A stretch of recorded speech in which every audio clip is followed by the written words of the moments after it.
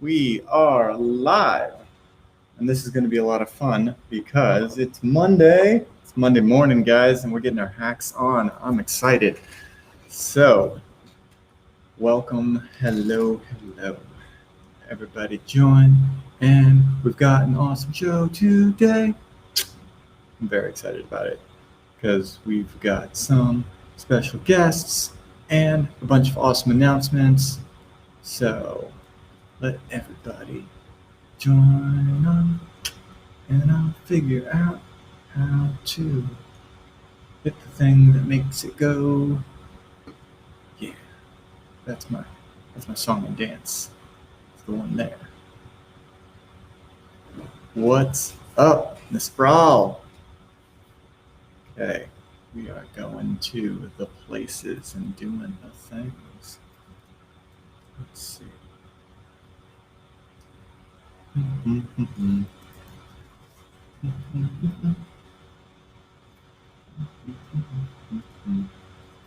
There we go. All right, this should be a lot of fun.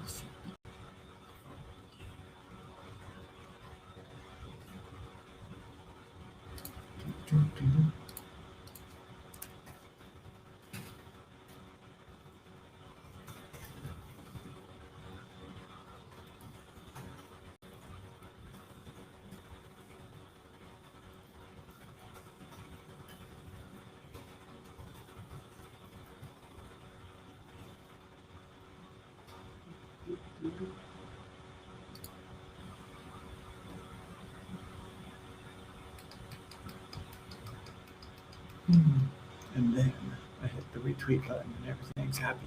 That's the plan. Back to the thing. There it is.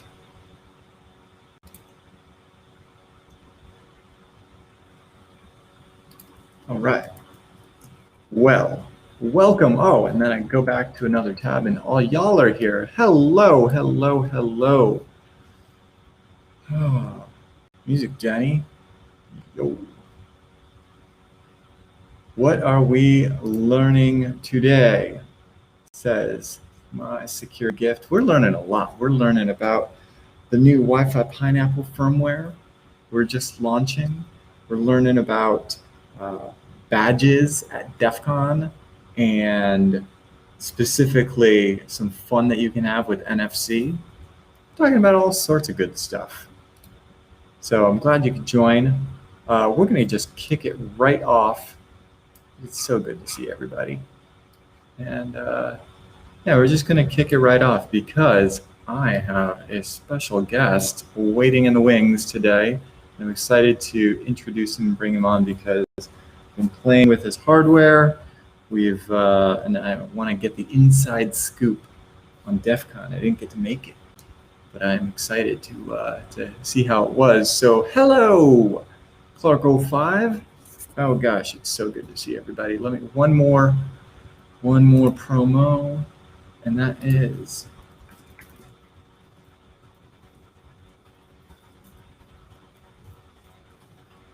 oh, and it looks like Koala beat me to it. All right, thank you, Koala. Well, I'm glad you could all join on a Monday morning. You're in for a treat. You're in for a real treat because we've got an awesome hardware hacker among us. And so without further ado, I'm just going to go ahead and bring on my buddy, Michael from Monero Devices. How are you, man? Hey, Darren, how's it going? Dude, I am just on fire right now. I'm so happy to be here. I'm rocking my new Hak5 hat. You're looking good. Where are you? I don't have a hat. I'm in California right now. I'm traveling.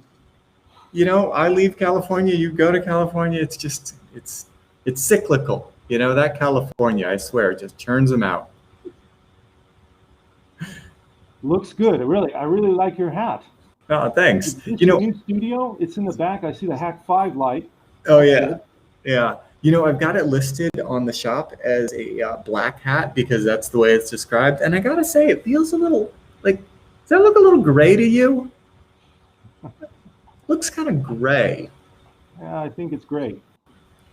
You know what? I think that sums things up nicely though, because I mean, overall, a white hat. But I gotta, you know, give little little homage to my cyberpunk youth with a 2400 baud modem. I might not have been a white hat then. What about you? Did you ever 2400 baud modem or? Started with 1200 baud, so I may be a half year older than you. I'm not sure. Oh, right. Yeah, 2400. You know, those Kermit transfers were not the greatest. X modem. Oh, yeah. X modem was the way to go. If you really wanted to get your file off the board, set it overnight, hope that your parents don't pick up the line. Yeah, those are the days. You missed a DEF CON. There's a bunch of old timers and retro computing. DEF CON had quite a lot of things happening. Modern stuff too. Too bad you weren't there, Darren. Maybe Man, next time. yeah, absolutely. Listen, next pandemic, I'm not hiding out. I'm just gonna go right in. I'm excited to hear the scoop. How was DEF CON? I'm sad that I missed it. Yeah, the scoop from my perspective was that the Monero village changed its name. We had some chats, some constructive conversation with the goons, the DEF CON managers, and we changed it to the cryptocurrency village.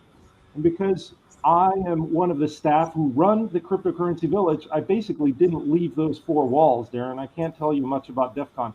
I was there, but not really very well informed. So don't ask me.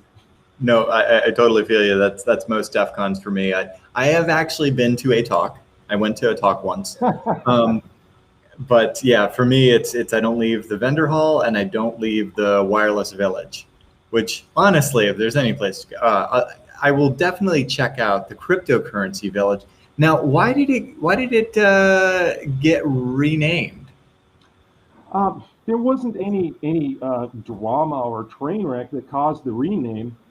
Some of the goons kind of cycle in and out, and the new people doing the villages kind of had an idea about broadening the message and trying to conform to more than one cryptocurrency, because a lot of us do like Monero the best, but that was the idea, to kind of broaden the cryptocurrency message. To That's the reason for the change. Really nothing changed as far as content. We always did accept and invite a variety of cryptocurrencies before as well.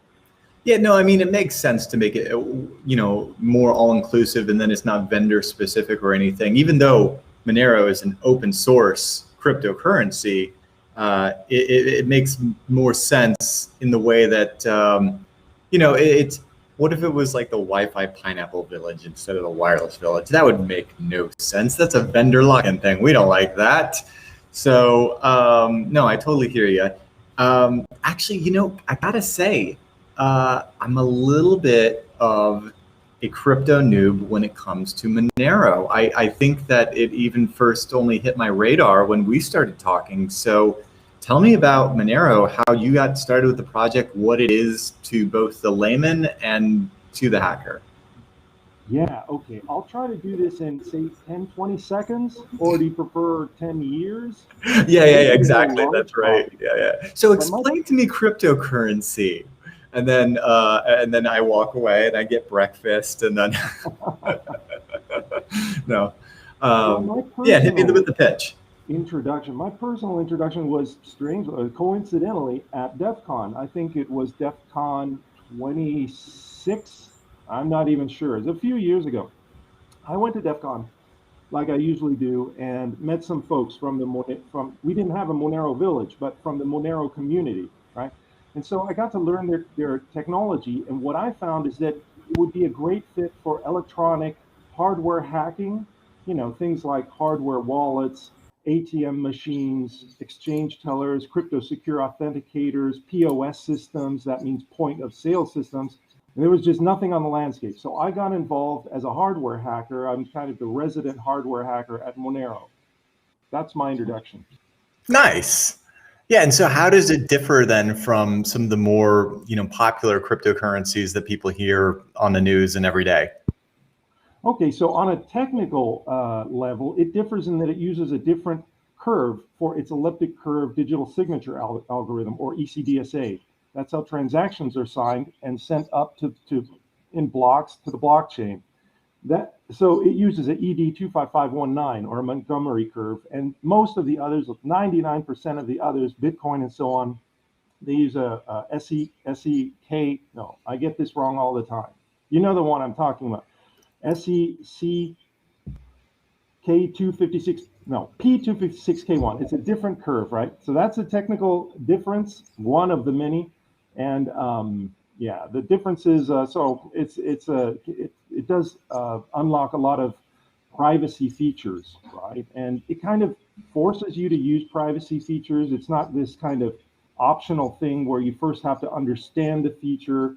It makes it easy for you to live a private, I almost said pirate life. I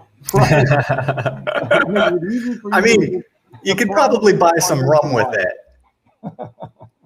So if I wanted to buy rum as a pirate, I should probably use Monero instead of one of the more traditional crypto coins, because see, you know, like exactly that's brand names, man. They really have a way of doing that. Hang on while I grab myself a Kleenex and Google something. In any event, how is it more privacy focused than your stereotypical coins? Yeah, well, on a technical level, once more, we have technologies built into it called ring, so confidential transactions, and yeah, I'm not going to be able to do this in a minute, Darren. Sure. But, and I'm actually the wrong person for this type of chat as well. You should have come to the cryptocurrency village, but I'm the right person to talk about hardware, right? That's what I really want to talk about. Oh my gosh, yeah. This is really exciting because this is the first. You just came back from the first in-person DEF CON we've had in a while, where you're using what you just held up, and also I'll throw it on screen here for anybody that's not familiar. This right here is the Intervillage badge, and the reason that we're having Michael on, because the Intervillage badge is a hardware hacking project of yours, and I am so keen to hear all about it. So, what is that fancy little device you just held up there? Okay, let's see what I can show here, because I do have a camera. This may not work. What do you think, Darren? All right, go for it. All right, let's see if it works. So this little camera is going to help me. What? Do you see something now? You see my hand? What's happening?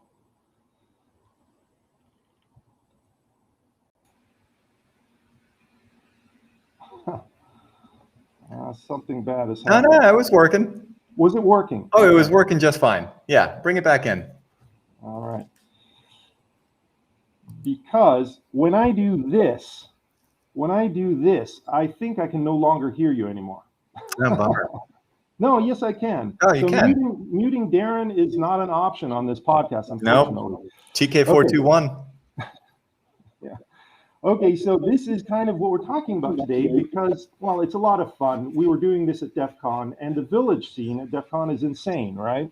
So this is the Intervillage badge, and this you can buy it at Hak5. IVB is a SKU. It's called Intervillage badge. This is a black one. This is what most people want, right? It's usually locked in there, and I just take it out. The back is black as well. It's got a leather backing. Why do you think that back is leather, Darren? Is it because when you place it on the back of a smartphone, you want to protect that camera of the phone? So we've got a leather cover on the back. Nice. Not to mention, if you're going to wear this, like many badges from different villages are, PCBs with like little solder points that are just going to stab you in the chest. Always fun. Yeah, I'm trying to break mine out of my case as well here. And I got to say, this is so well done. I absolutely adore. Well, I mean, this is actually me geeking out as a product designer, but I love the packaging. I love the simplicity of it. And I love this booklet because it's like so colorful and so obvious what to do and what's going on there. You did a really bang up job. No, I really love the leather aspect of it. You know, why can't hacking gear also be craftsman-like? Oh, wow. Hey, does that one have a hole in it to mount on a badge, on a lanyard? Yeah, so this is the way they're created, right? This is available as well, just not at Hak5. This is called the DIY model, the do-it-yourself model. And as you can tell, this is cut with a laser, a CO2 laser. And this is how the badges start. This is how they're assembled. This is how they look under the covers, right? So you can kind of imagine what it looks like if you take off this PET overlay. So 3 buttons there. Yeah. And Now I like those buttons on the on that PCB. What are those buttons? So these are dome buttons. These are not the traditional tactical switches. You cannot solder these onto the PCB. That's why you have to hold them in place with a what is this called again? Kapton tape. No And way. so So you can't assemble those with a pick and place machine?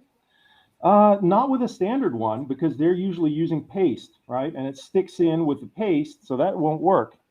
So why that choice for button? Because it does seem like if you can't use a pick and place, how do you then automate the assembly of these? Well, yeah, the way most folks do this in labs is they buy a new machine, especially for the dome buttons, the dome switches. Now, my lab in Munich is large enough for all of the SMT line main features, things like stencil printers and pick and place machine and reflow ovens, conveyors, and so on. But I'm not just going crazy because I have 3 dome switches to put on a PCB and buy a new machine for that, you see. But the other answer to your question is you need these dome switches because take a look at these indentations on the back of the PET overlay, right? So you can't really put a standard, if you folks know what a standard tactile switch is, it's almost a centimeter high. It's kind of like, it's very high. It would not fit under this surface. So that's kind of the reason we're doing this. ATM machines are made like this as well. You walk up to an ATM machine. Yeah, and is it made because they're more robust? That's what I always thought. You also see this at like the filling station at gas stations. The buttons are, and I figure since the public has to interact with these, they get like, tens of thousands of pushes over the course of a year. Like they really need to stand up to a lot of abuse. Yeah, I think they do feel, when you push this down, they do feel very robust. Now, if that's the main reason, I'm actually not sure about that there. So yeah, these 3 buttons, which correspond to the badge here, they're connected via copper traces in the usual SMT surface-mounted technology manner to 3 EEPROMs. But these 3 EEPROMs, they're very special. Now, I'm the designer, so I decided I want all of us hackers to be able to see the EEPROMs in the badge. So I made these 3 windows transparent. Nice. You can actually see them. I mean, a real hardware hacker will rip this off and start to try to access the pins on the side, right? Which is a bit difficult. Anyway, so yeah. What is this package? What is this EEPROM? It's only got legs on 2 sides. Yeah, that's called a DFN, a dual flat, no legs package. Have you ever used those in the Wi-Fi Pineapple? Probably. It's been a long time since I've done the actual layout, to be honest. Yeah, well, I'm using KiCad for all of this. The sources are online. You can create your own badge and you can rip it apart. You can start from scratch by buying a DIY model, and then you get the set in exactly this arrangement. It's a pretty cool configuration because it looks like everything is already pre-populated and you don't need to solder anything to, right? Exactly. And I don't know if it's better or not, but some people really like this because you have access to the pads. You can see the antenna, the trace antenna. Oh, it's so nice to be able to see that. Yeah. Exactly. So, okay. All right. So we've kind of alluded to just showing this trace antenna. So this is a PCB with a couple of buttons on one side and a big antenna on the other. And obviously a nice piece of leather to keep it from scratching up that, really expensive phone of yours. So explain to me what this does. What are those EPROMs and why the antenna? Yeah, okay, so this requires a different demonstration.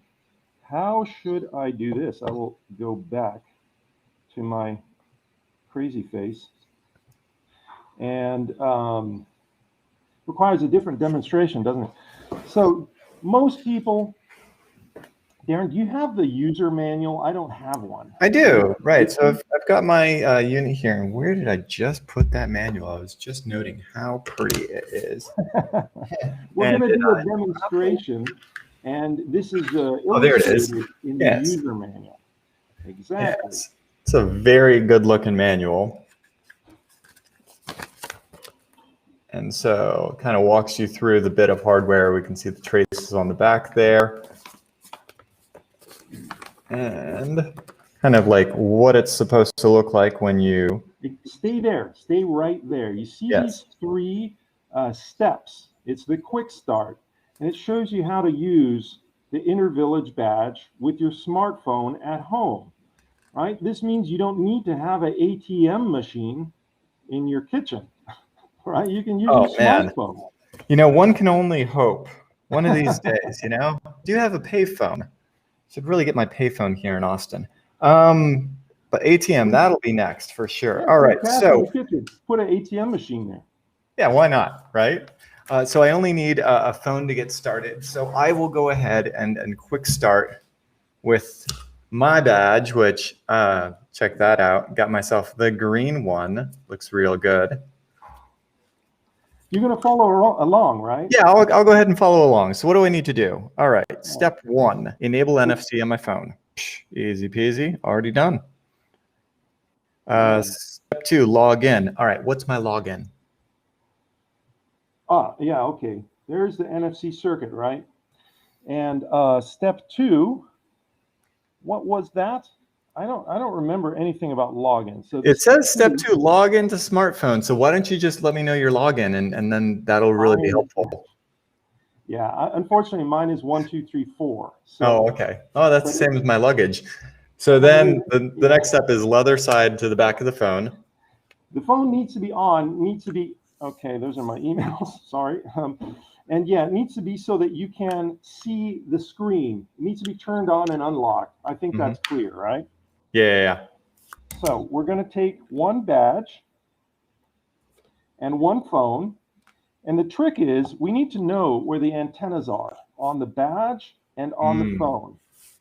So the trick is here, you know where the antenna is because you can see it in the user manual. It's at the bottom of the badge. Oh, there we go. At the bottom of the badge. The phone you have to find out on your own. So Darren, you've done that before, I know. And my antenna on my phone is here at the top. And I see that I'm advertising for the folks that gave me a sticker. All right, so my phone antenna is at the top. It means I'm going to have to align the two antennas. You understand? So the antenna of the badge is at the bottom, phone is at the top. So this would not work, would it? This wouldn't work. No, it's pretty. So this is really emphasizing the N in NFC, the near field communication. So this will work. This is really challenging with a camera that's, mirror. Okay, and you get about this much distance, 1 centimeter. All right, so I'm going to demonstrate it now, but my phone turned off. That's no good. It needs to be turned on, and it needs to be turned on with the display on. So right now, I'm just going to press on one of these 3 buttons. I'm going to press on the moon. Do you like moons? Yeah, moon sounds good. All right, I'm going to press on the moon, bring it close to the phone, and it should do something. Yeah. So mine popped up and says new to, oh, maybe I shouldn't show my device ID. Hang on. I don't know if I should. I should cover up part of this URL. But I get this on mine, and that is not it at all. Oh, actually, hang on. That's I go trying to cover up the link it's showing, and it takes me to the URL, obviously. So that's what happens when you tap a link on your smartphone, and this is why you're tuning into Hak5. These real dope hacks here. We're good hackers. Or yeah. I tapped a link. So it took me to Bob. It took me to real fast one more time. Yeah. for a repeat demonstration. I'm going to unlock the phone and make sure that it's active, that you can see the screen. Now it's ready to go. I'm going to put this. This is really. So I'm going to click. I'm going to press on one of these three buttons. I'm going to press on the moon and place it to the back of the phone, and it brings up a website. Mm-hmm. Now, Darren, here's a pop question. What kind of data do you think is on that middle EEPROM that corresponds to the middle button? So the URL. URI? Yeah. So the URI or URL for the NFC, and I know that there's a bunch of schemas within, NFC. So obviously saying like, here's a URL, whether it's HTTP or whatever have you. I think it also supports what mail to, and a few other schemas. So this is probably the one that's used 99% of the time, is just to go to a web address.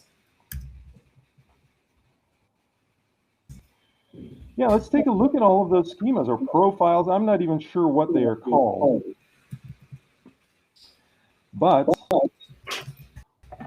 it's getting really messy. Okay, so are you looking at my screen? I've got it up right now. There we go. So we've got a couple different applications that can help us make sense of all of this. We've got the Intervillage badge application that's kind of a work in progress. I'll show that, but just very quickly. So this is the Intervillage badge network home, right? We can go to this, we can toggle the menu. There's a few things that are working just fine. We have goals of doing a kind of a game, which is what, level up. I suppose this will work someday in the future. You can be a novice or a social engineer. Here's Darren, the Uber hacker. This is the Intervillage badge application. What does it come with the badge? Well, this is for everybody. Anybody can download this. This is more or less the website. So let's get out of here. And the one that I like to use, because it's well maintained, it's not kind of a work in progress by a collection of hackers, is this one, Nfc Tools. So this is the best way today to use Intervillage badge and encode your own data on there. A transit ID for stepping on the bus, or some people do use cryptocurrency information with the badge. We don't really recommend for or against any particular application. So I'm going to show, by clicking on Nfc Tools, some of the things we can do with it. Oh, this is German. Totally fine. So that's an extra bonus for all of our, like 99% your listeners are probably German speaking. All right, so here we have read, we have write, and a data set. We can create a new data set and write it to our badge.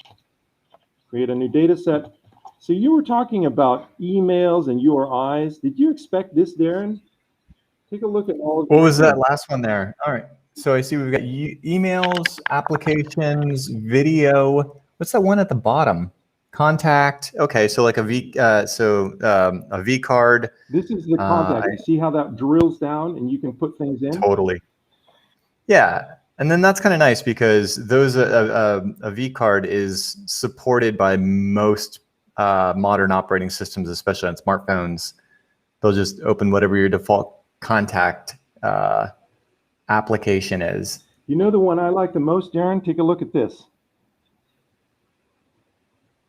SMS. Oh, that's nice. I like emergency information because by encoding on my badge, I could be unconscious and an ambulance comes and they would know my date of birth, my address, my languages, my allergies, my blood type, and if I'm an organ spender.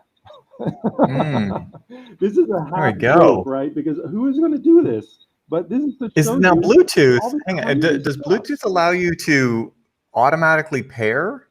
Yes, it would. Bluetooth? I have it. That's an advanced demonstration. We're going to do that another day. We're also going to clone transit cards another day. We're going to encrypt and apply passwords. As you can see, there's all kinds of things that you can do. Bluetooth is there, Wi-Fi is there. So Wi-Fi, I absolutely love this. With a nice pineapple or at least a melon. Yeah, I've actually seen a pretty cool, I honestly consider it an exploit, but it was actually used for convenience. I was at a restaurant, I set my phone down, and then suddenly my phone was like prompting me to join the Wi-Fi network for the restaurant. And I was like, wait a second, what? And I look, and they've got these stickers under the mats and stuff on the table where like all over the table, so that no matter where you put your phone, it's going to pop up and try to get you to connect to the restaurant's Wi-Fi. And then of course they've got like a captive portal serving up their specials or whatever. And I'm like, that is just ripe for abuse. Yeah, there's plenty of things you can do with this. We can spend probably years engineering it, re-engineering it, explaining it. You're not speaking of this from personal experience, obviously. No, I'm just talking about going back to, say, emergency information. I just haven't thought about all of these different profiles in depth, you know? And I do own a Wi-Fi Pineapple. I'm one of the happiest customers. I think I have more than one. So well, I'm always stay tuned because it's about to get even better. 1.1 firmware just dropped today with a ton of new features. Today. Maybe we can get Mark on a little later to talk about it, but we'll see. We'll see. Cool. Well, that is a lot of schemas that you can do. And so you're saying that with that tool, with Nfc Tool, that application on Android, that also supports cloning NFC devices? Yes, it does. Shall we do the first step of the clonage right now? Yeah, let's do it. Yeah. Okay. Going back to this is very challenging, very dangerous to switch on my screen. All right, let's do this very quickly to show how the first steps of a clone operation would look. So here's the phone. So we have a read, lesen at the top. That means read, right? And this is how you can read the raw data off of this moon as well. So let's do that right now because this is important. So there's the data, and the data set at the bottom is the data from my badge. Same thing for yours and everybody else's. That's how they're encoded. All right, so that was lesen. That was lesen. We went to schreiben. That's write. So people are getting, a hacker lesson right now in NFC, but they're really also bonus getting some language lessons. Ja, aber mein Deutsch ist nicht so gut. Es ist scheiße. Yeah, and so we have all of these different tabs for NFC tools, and one of them is other, andere, other. This one, we can copy tags, we can batch copy tags, the garbage can there, we can erase tags, NFC tags, that is, we can lock them. You see all the icons, and one of these, I believe, is copy, of course. They don't call it clone because they're not hackers like you are, Darren.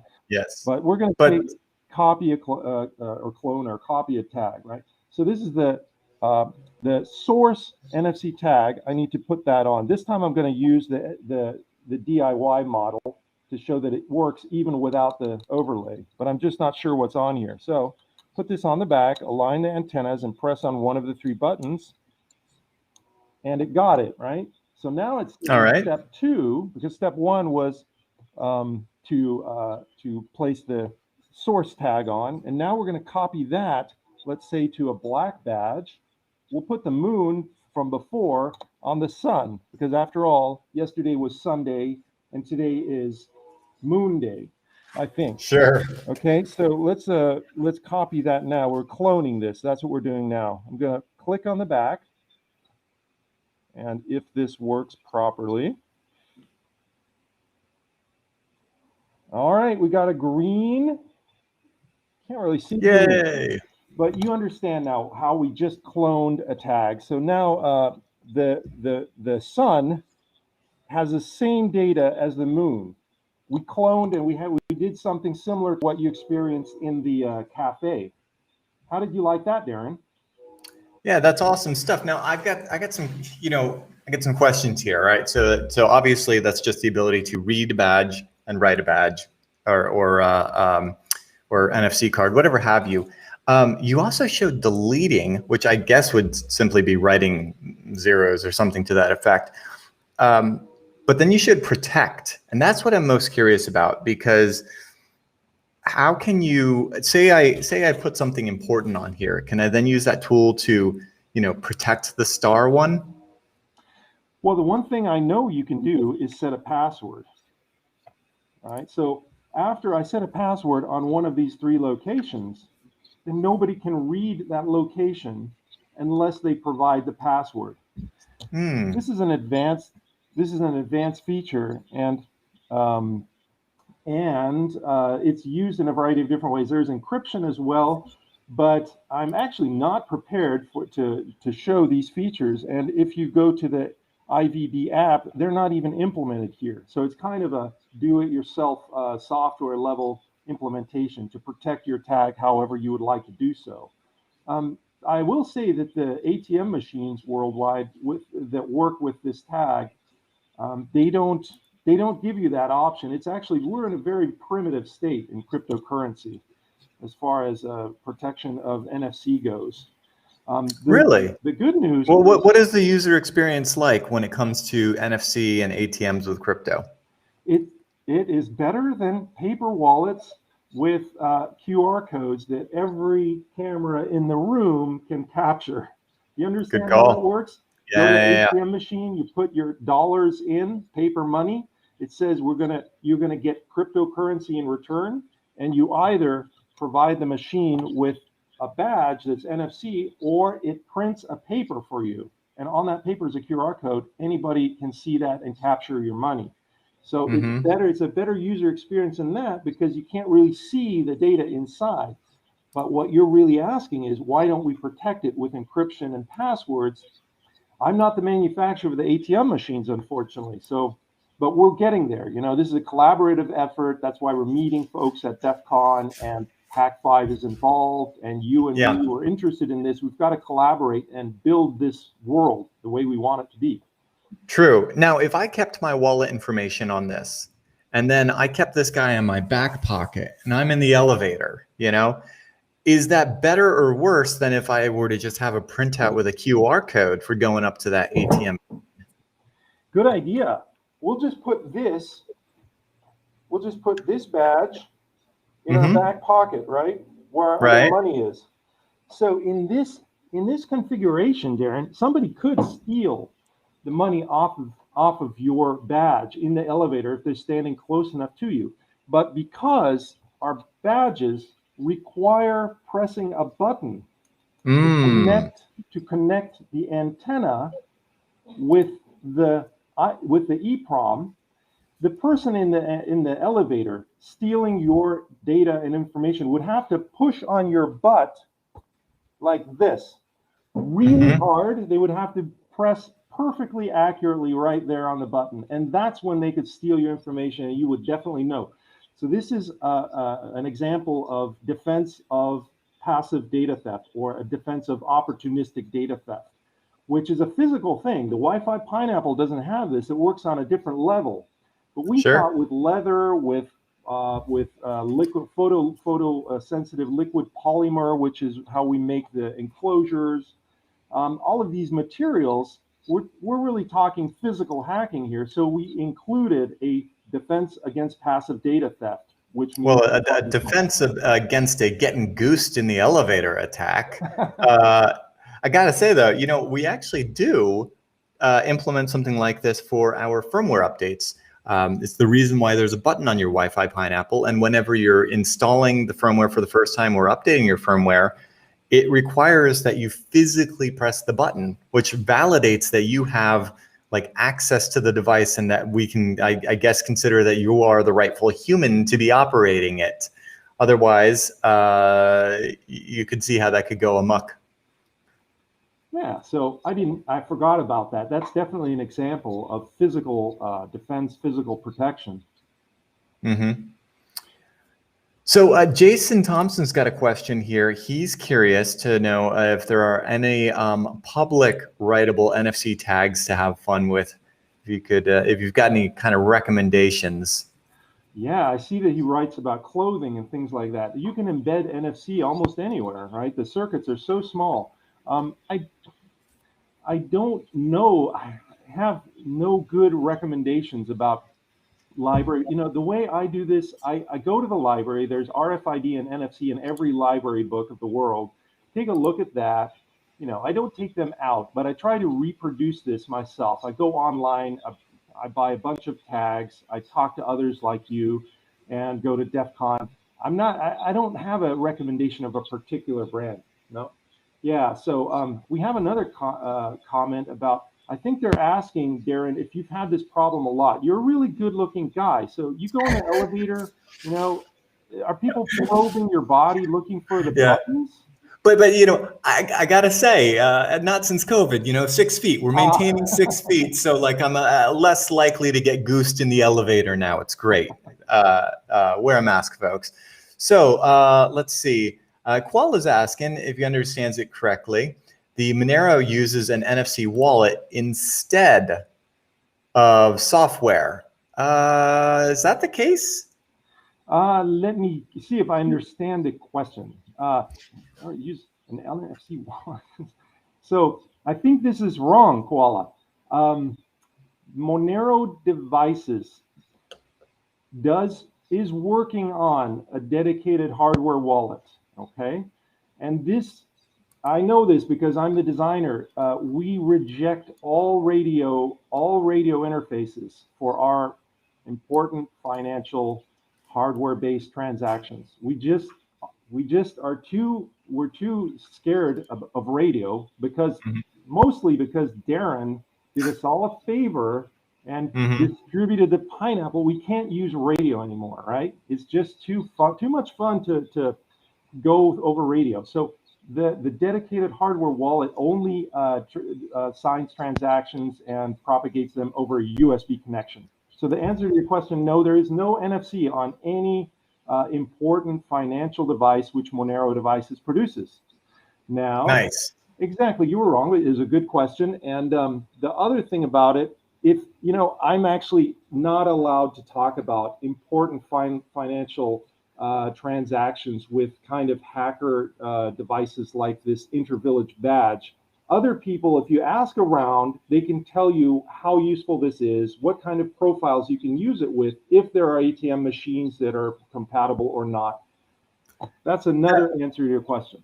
That makes a lot of sense, and I totally understand why. I just think that it's a really cool thing that all of the villages can have a single badge, in addition to, of course, always their creative badge of the year. You know, everybody loves building a badge for DEF CON, but that you can have a unified badge that you can go from village to village and collecting NFC goodies. You were just at DEF CON. You saw some usage of the inner village badge outside of the Monero, or sorry, the crypto village. Oh, if you're asking if I saw use of this, I was talking nonstop every second of every day. And what does interest me, there are other events and conferences which contract us to produce their badges. I do see them hanging from necks and being used. Yeah, once again, I have to be careful and avoid the topic of financial transactions with badges. What I can say is this is kind of not this kind of useless information, but oops, trying to get the screen back up here. What I can show is a badge that is that's another kind of badge. Mm-hmm. The reason this is because they all sold out. So we don't. I think people really like these. I don't even know if I can turn this one on. It's a sample model. This is kind of what you often find. It's a kind of, yeah, there we go. That's got some bling. Yeah, it's not working correctly. This is a sample model. This is kind of a badge that people use at DEF CON, and it doesn't have all of those dangers if you if you use it incorrectly. Your birth certificate is not landing in the hands of a person in the elevator. So that's another thing that we do at Monero Devices. So I guess I can't even remember your question anymore. Yeah, no, I like this though. I'm actually checking this out. So this is the Monero Rising badge that debuted at DEF CON 27, and it's let's see, it's USB-C charging. It's got a battery. It's got an AVR 8-bit microcontroller with an SPI connection, so you can do some firmware hacking, and it looks quite blingy. So yeah, this is pretty cool. And to answer the previous question about some of the other ones, the DIY one, I'm just checking out the Monero devices site. There we go. This is the exact one that we were just looking at that you put together. And actually, aren't these, oh, there we go. And it's open source, so you can go and grab the schematics and build your own. There we are. Look at that. There Nice. you go. Yeah, and of course, we've got this over at Hak5 because we like supporting these kind of endeavors. And when Michael reached out to me, I'm like, yeah, this is like absolutely something that we want to support. And I got to say, it's been a lot of fun to see this evolve. And I know that you're on to like all sorts of projects next involving radio. And we were talking about some of the stuff that you've done with Laura at some point. I'm really curious. What are you on to next?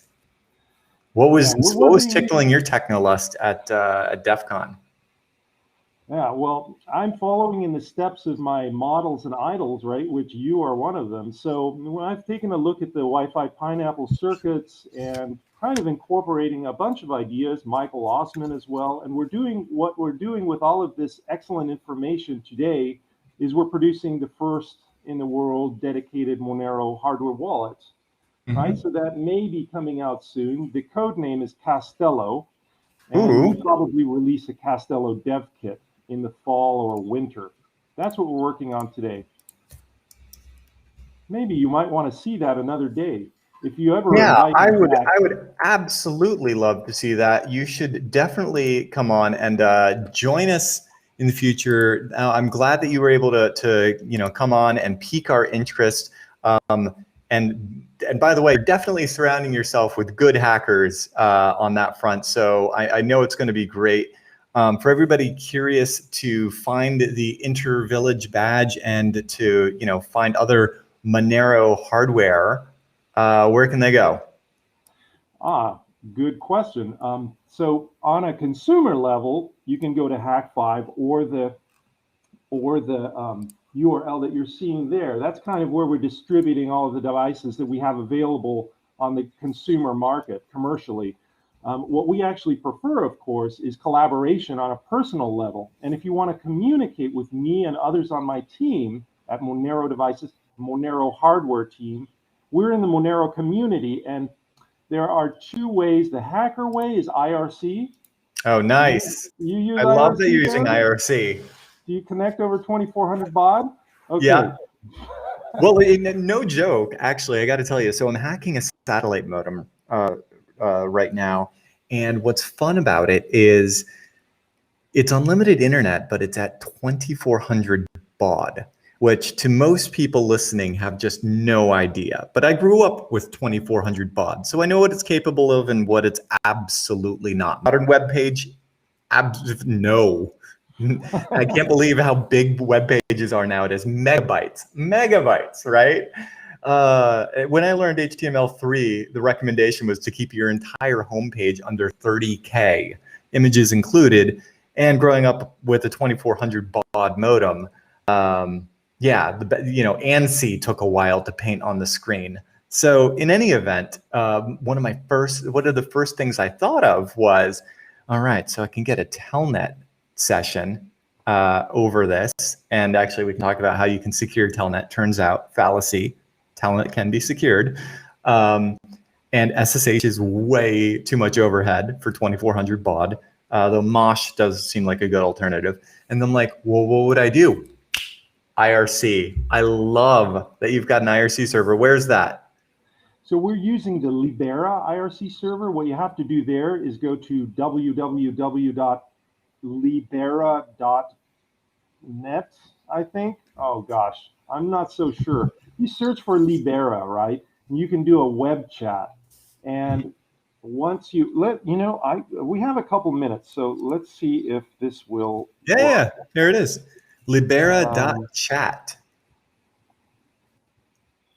That's right. pretty cool. Before the So, Discords, before the Slacks, before the there it is. Twitters, there Let's see was. let's see how easy we can get chatting now. Web chat. You see what I'm doing there, Darren? Mm-hmm. It's the Libera Chat website, and I just have to go to the right hand corner where Connect is. I'll click on Web Chat now, Mm-hmm. and that takes us to the next screen. I'll put my name in. My handle is MSVB. This does not Aha. this does not stand for Microsoft Visual Basic. Are you sure? I don't want you to insult me anymore. Uh-huh. All Uh-huh. right. So Well, was what we that your want to do first now, programming language? JK, LOL. what we want to do now is erase the Libera here and put another channel name. Oh, that's German, of course. So we're going to put a channel name in here, and we're going to say, so we've got a bunch of them. Events is for DEF CON, Monero community. This is a really good one to start with. Mm-hmm. See that? So we've got Monero community. I'll say start. And this is how you get started chatting with Darren and me on IRC. And yeah, it says it's already taken. But I just gave you the demonstration. Now, several of us, we don't like IRC. We don't want to do this. Our channels are bridged to Matrix as well. So if you Oh, have a nice. Matrix client like Element, for example, then you can search for, I believe if you just search for Monero, that must be enough. Yeah, I remember I actually just was looking at Matrix and I'm like, that is really cool. I can't believe this didn't exist before. And on the one hand, I love our Discord community. And actually, this is nothing about that, but like the day after coming up with the concept of Hak5, the very next thought was, okay, cool. Well, we're going to need an IRC because that's where stuff gets done on the internet. And I'm almost a little sad to kind of see a bit of a move away from it. So to see that Monero is embracing that, to see that there are still active and thriving IRC servers, as someone who grew up on Dalnet and FNet and Undernet, to see Libera Chat, and I know is Freenode still kicking? There's a bunch of these, and it's so good to see IRC still in use. What a wonderful protocol. That one's got some legs, let me tell you. Yeah, in fact, if you're on Twitch right now, if you're chatting on Twitch, you're using it on the back end. You don't even know it. Yeah. You're noobs. Yeah. Well, I gotta say, that is really exciting, informative, inspiring. I'm keen to find out more about these new hardware projects that you've got in the work. MSVB. You can't find them on Twitter. You can't find them on Facebook. You can't find them on TikTok. But if you scratch out your 2400 baud modem, you can find them on IRC at Monero devices. Michael, it's so good to see you. Thank you for coming on. You're welcome. Say hi to Shannon and to Sebastian for me, please. Oh, absolutely. We'll say you said, wie geht's, was los und willkommen auf Hak5. Das ist deine willkommentlich Dosis von Technolust. Oh, Ich weiß nicht. Yeah. All right. Well, now that I've insulted everybody's mother, I am going to say thanks, everybody, for joining. Thank you, Michael. I am going to kick around the changelog coming up for the new Wi-Fi Pineapple Mark 7 firmware. Oh, yeah. And it's an exciting one because it now supports that little module.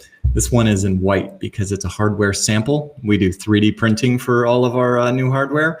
But this is the Mark 7 AC adapter, unlocking 802.11 AC capabilities for your Wi-Fi Pineapple, now introduced with the 1.1 firmware. These will be available here very soon in Hacker Black, obviously, non-3D printed sample, send to the FCC and get certified white. And so that's coming up next. We're going to take a quick break. But Michael, thank you again for coming on. I can't wait to have you on soon. You're welcome. Thanks for having me. Bye-bye, folks. Ciao. Tschüss. Bis später. Or is it bis dann? Auf Wiedersehen? Yeah. Und viel Glück. All right. See, that's why you guys tuned in today.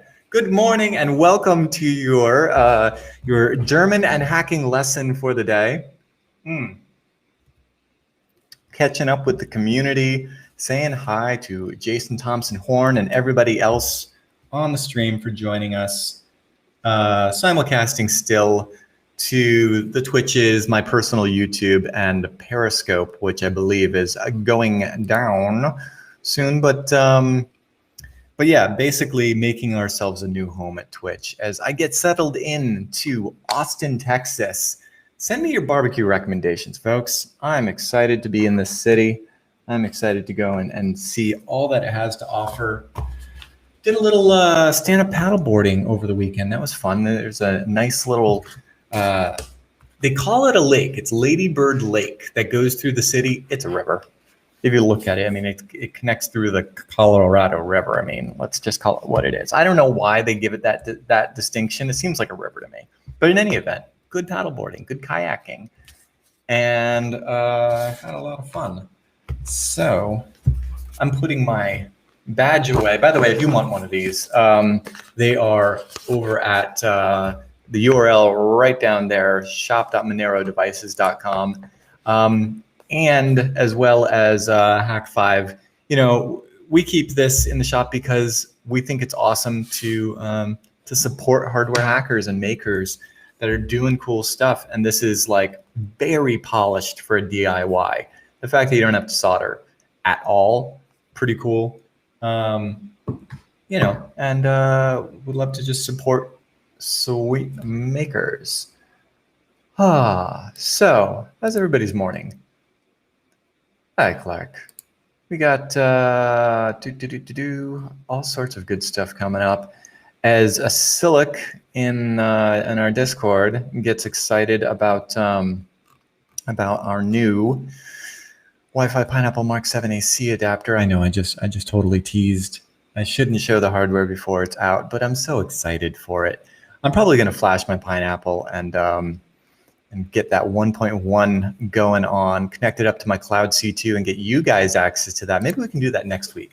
Maybe we can introduce you guys to a Cloud C2 that you can bang on, because I know that we've got a public-facing one. In fact, if you're good with the open source intelligence gathering, you might be able to actually find it at c2.hak5.org. But in any event, definitely in coffee mode still. This is my second cup coming up on 11 a.m. here, Central Time here in Austin, Texas. I got my wonderful Texas lights. I was just talking to my barista across the street, and she was telling me, you know, as now today is my third week in Austin, taking a little break from the Hack Across America while the van gets its transmission replaced. Ended up scoring sweet digs for the time being, and now 3 weeks in, so I had to surrender my California driver's license to get this bad boy, but now I got that bad boy, and from what I understand, I also had to surrender Hella. I wasn't expecting that. You know, I came to California, they gave me a California driver's license, as they do to literally anyone that walks into the state. And then they issued me a permit that said, you can now say Hella. And I had to surrender that. And I don't know how that's going to go, to be honest. They did give me a card that says I can say y'all. And I've been embracing the y'all. Although I did already have that card from Virginia, so I didn't really get anything I didn't already have. I always thought that these cards stacked, you know? Like if you go to South Africa, like you get a card that says you can say lekker jol, like obviously, right? And so I can still say that now. I'm not in South Africa, but you know, I can say we can all, you know, have a braai and all of that other fun stuff that goes along with that. Man. Well, thank you for the recommendation, Jason Thompson. I will definitely be checking out Magnolia's. Let's see if they're still in business. Yeah, Magnolia's. As I kind of wind down from chatting with Michael and now tune my attention to all the happenings. on Hak5. Thanks for joining us, guys. Thank you all. And I will definitely be checking out the Austin Hackers Association, the Hacker Maker. Magnolia's Austin. Well, would you look at that? Still a thing. Still a thing indeed. All right, well, that's my mission for the day. Guys, that looks delish. That looks like something that you would find in like Costa Rica. Are you kidding me? Dude, I know what I'm doing. Oh, so cute. Yeah, that's got cute written all over it. All right, well, thank you, Jason Thompson Horn. I will definitely be checking that out here shortly. Gosh, what else? You can only see my libero. Oh, really? Interesting. Is that still the case?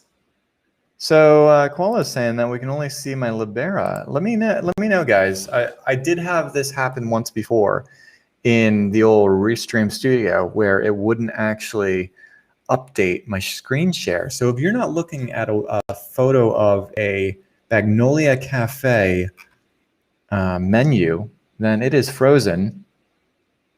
Yeah, weird. The whole stream? The entire stream, or is my thumbnail working at all? Gosh, that's a shame too. That is an absolute shame. All right, well, let's see if we can fix this. I think it's just a matter of stopping the screen share and then just restarting it. So if you can still see my face, then we should be good to go. Oh, well, I guess that means I should actually check the stream. Womp womp. We're going to do a little stream inception here because that's what we do. Boop, boop, boop, boop. Just to make sure. All right. Yeah. And then we show me, showing me, showing me, showing me. Let's wait for it to actually show me, showing me, showing me. There we go. That's always fun. All right. So it was just the screen share, and good to know. Maybe as I get more into this, more into the streamy stream, I will just keep myself a little program monitor, as it were, so I can see how badly the stream messed up. But yeah, this is the cafe that we were just talking about. So definitely gotta say thank you to Jason Thompson Horn for the recommendation, because doesn't that look cute? I mean, right? If you're wondering why I'm in Austin, actually I'm in Austin because my peeps are here. I was just hanging out with Dual Core, right? Shout out. You know, speaking of hacker associations here in Austin, he was telling me about some really good ones, and I'm excited to check out some more. So there we go. All right.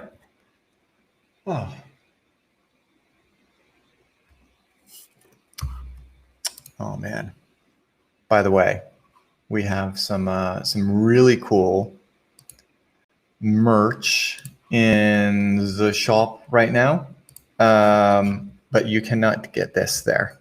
So sorry. This is actually not a bit of Hak5 merch. This is actually from a friend of mine on Instagram who I met in van life in the High Sierras, and she does this amazing work. I love this bird. We've all been there. And I actually kind of want to like commission her to do some new designs, you know, but we'll see. So far, everybody's loving the merch. I am rocking this Hak5 gray hat here.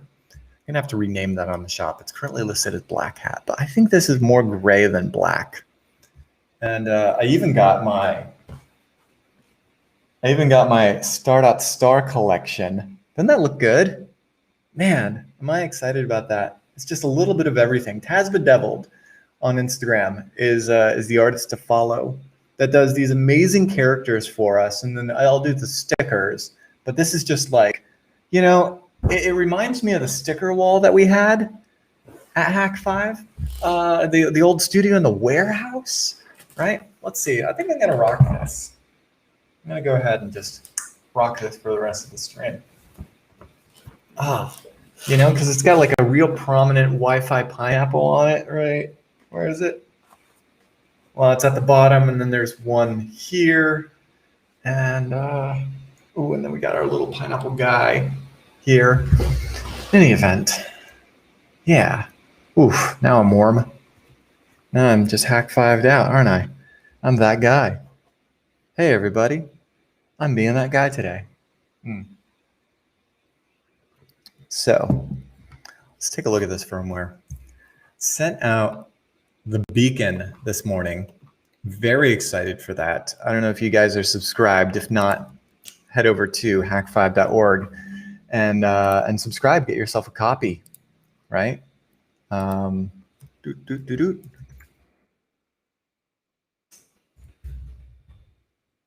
Yes, for all your technolust needs, hak5.org, the tiniest lower third known to man. And Neo Tokyo 99 asks, why weren't you guys at DEF CON? Man, I really wanted to be. At DEF CON, but if I'm gonna go, I wanna go in full force. We have a crew. We take over. SlushyCon, assemble. We have so much fun. There's, I don't even know how many of us there are in like the Hak5 entourage, as it were, at this point. But we couldn't all be there, you know? I mean, and for all various good reasons.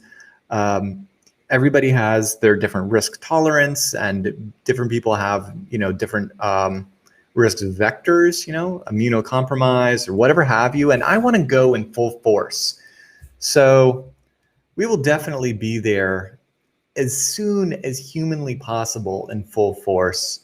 I'm feeling good. Fingers crossed about next year. I'm feeling pretty good about that one.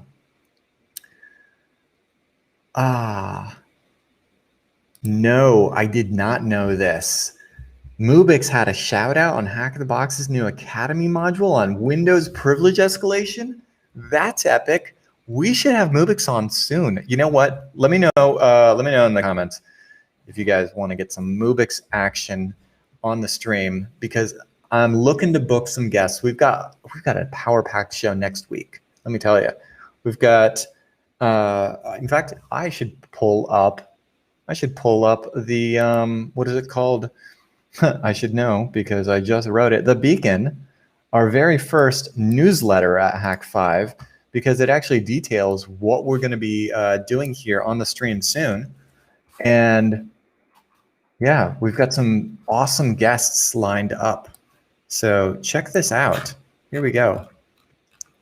Over to my desktop. And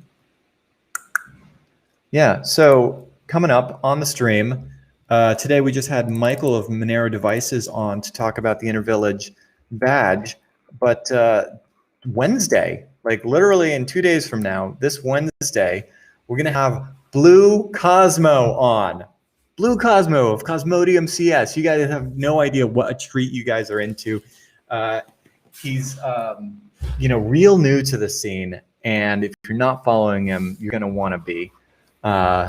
So we're also going to have one of our very own payload developer, 903. If you were here last week, you'll know that I was doing a payload review on Wednesday, checking out some pull requests. And 903 made an amazing privilege escalation payload, talking about payloads, right? And he actually joined us on the stream, and it was really great to be able to get that kind of perspective and to get a feel for, you know, what's possible with that payload. And so we're actually going to have 903 on Wednesday, so in 2 days, and we're going to be checking out that payload because I know it's actually like very much evolved, and I'm excited for all of the possibilities there. And then next Monday, so 1 week from today, we're going to have Don't Look Behind You on Twitter.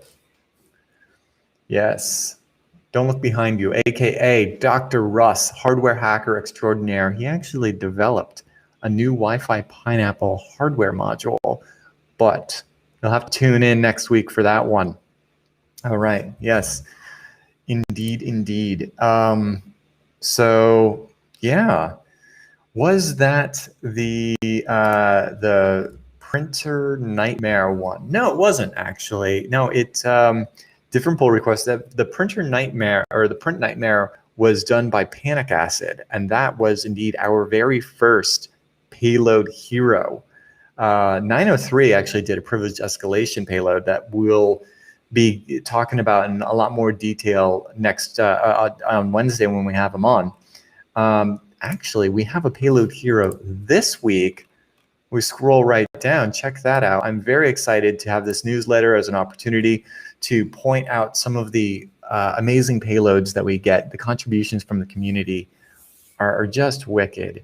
And this execution payload from TWD, or Tango Whiskey Tac Delta, I don't even know. I don't know how he pronounces his name. TWD, shout out to you. Wonderful payload. So it's an execution payload, works on the Bash Bunny, and it gets you NT Authority system, which kind of is in line with what 903 was doing last week. So a lot of privilege escalation stuff happening with the Bash Bunny here recently.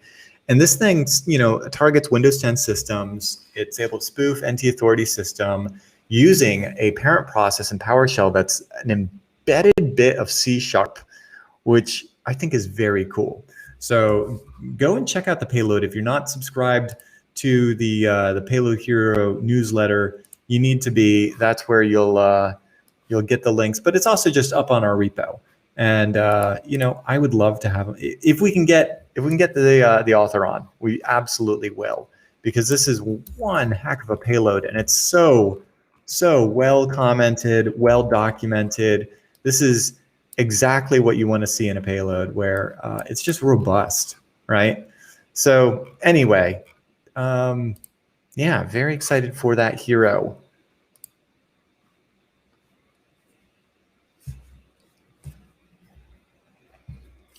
Oh, that is exciting. So yeah, Griffrome 190 says that he recently got to use the print spoofer, to go ahead and take advantage of some local privilege escalation.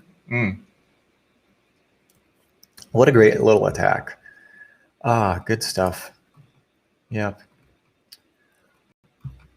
All right. Well, we should get into it. Let me see if it's Mark around. Does he want to? He came on last week. And it was a lot of fun. So Mark is the Wi-Fi Pineapple developer extraordinaire behind all the amazing firmware. I know he's diligently working on the Wi-Fi Pineapple Enterprise. He just finished 1.1.0 for the Wi-Fi Pineapple. That's not it, and we'll get to that in a bit. But props to Panic Acid on that case mod. No. We got the full change log right here in the newsletter. This is firmware 1.1.0. Include a lot of awesome additions. It's been in beta actually for a little bit now. So if you're not familiar, the Wi-Fi Pineapple Mark 7 introduced a beta channel. So you can go ahead and try out the latest and greatest.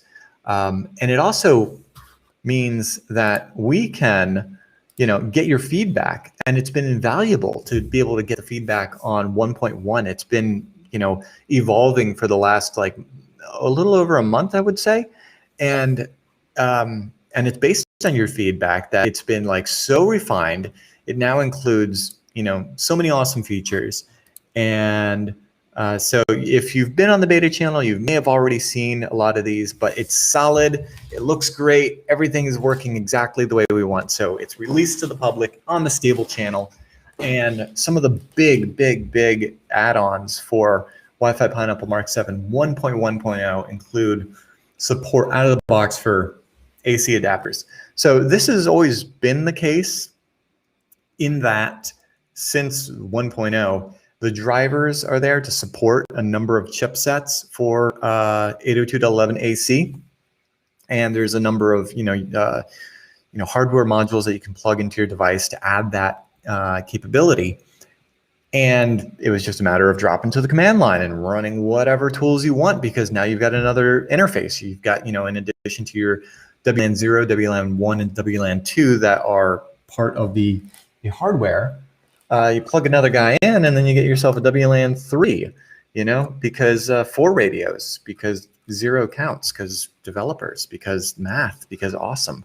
And yeah, so it's always been supported in a way, but it wasn't really exposed in a wonderful and meaningful way in the web UI. And the web UI is like the best way to use the Wi-Fi pineapple. So now you can just plug it in, and to make it even better, instead of even just like from the settings page, being able to choose which adapter you want to do for recon, things of that nature, it's now just going to go ahead and automatically detect. So you're logged into your Wi-Fi pineapple, you're in the web interface, you plug in a compatible adapter, including the upcoming MK7AC adapter. This is in production right now.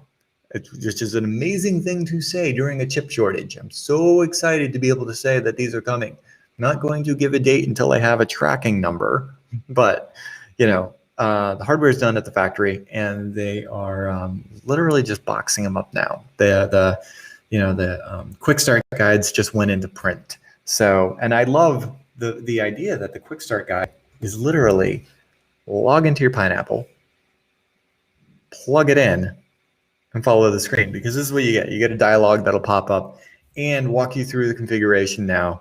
And that's kind of awesome. I do love how kind of seamless of a user experience that is, how easy. I love the idea that now in the 7th generation of the Wi-Fi pineapple, it has become that refined. We've also added Package Manager. There are a ton of awesome packages for just Linux in general, as the Wi-Fi pineapple is literally a Linux box. And so if there's, you want that DHCP server, you want those Ethernet tools, you want a firewall, you want random awesome packages you could have always done in the command line, but just dropping in, and which, by the way, dropping into the command line, hit tilde. Thank you, John Karamak. Thank you, Quake and Doom and Wolfenstein, because yes, tilde is definitely how to get a console. Same on your games as it is your Wi-Fi pineapple now. Or click the little terminal icon in the top right. Grab yourself a terminal, and you could always just install any package you wanted. OPKG, install whatever, right? But now, beautiful Package Manager makes it super easy to get all the fun tools that you would want to add and remove, and these complement the modules that we already have. Actually, speaking of modules, this isn't even related to Firmware 1.1.0, but we've got a bunch of new modules and a bunch more in the works as well, as now developers have had a chance to get their hands on the new Wi-Fi pineapple. So there you go. That's really exciting. New modules, new Package Manager, and this is the thing I'm most excited about. Hang on, let me real quick ping Mark and see if he wants to come on and talk about this, because I know he's got firsthand experience with this particular new attack. It's not every day that we release a new attack for the Wi-Fi pineapple. It's kind of like, if you're familiar with Bash Bunny with its attack modes, like we literally added a new attack mode for the Wi-Fi pineapple.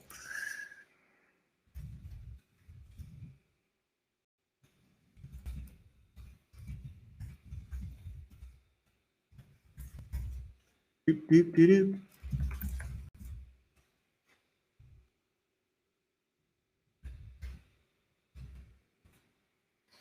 Yep. Anyway, we will see. All right. Yeah, he seems quite keen on joining. Oh, that's exciting. Impromptu guest. I just pinged him on Slack. Okay, he doesn't have too long. Cool.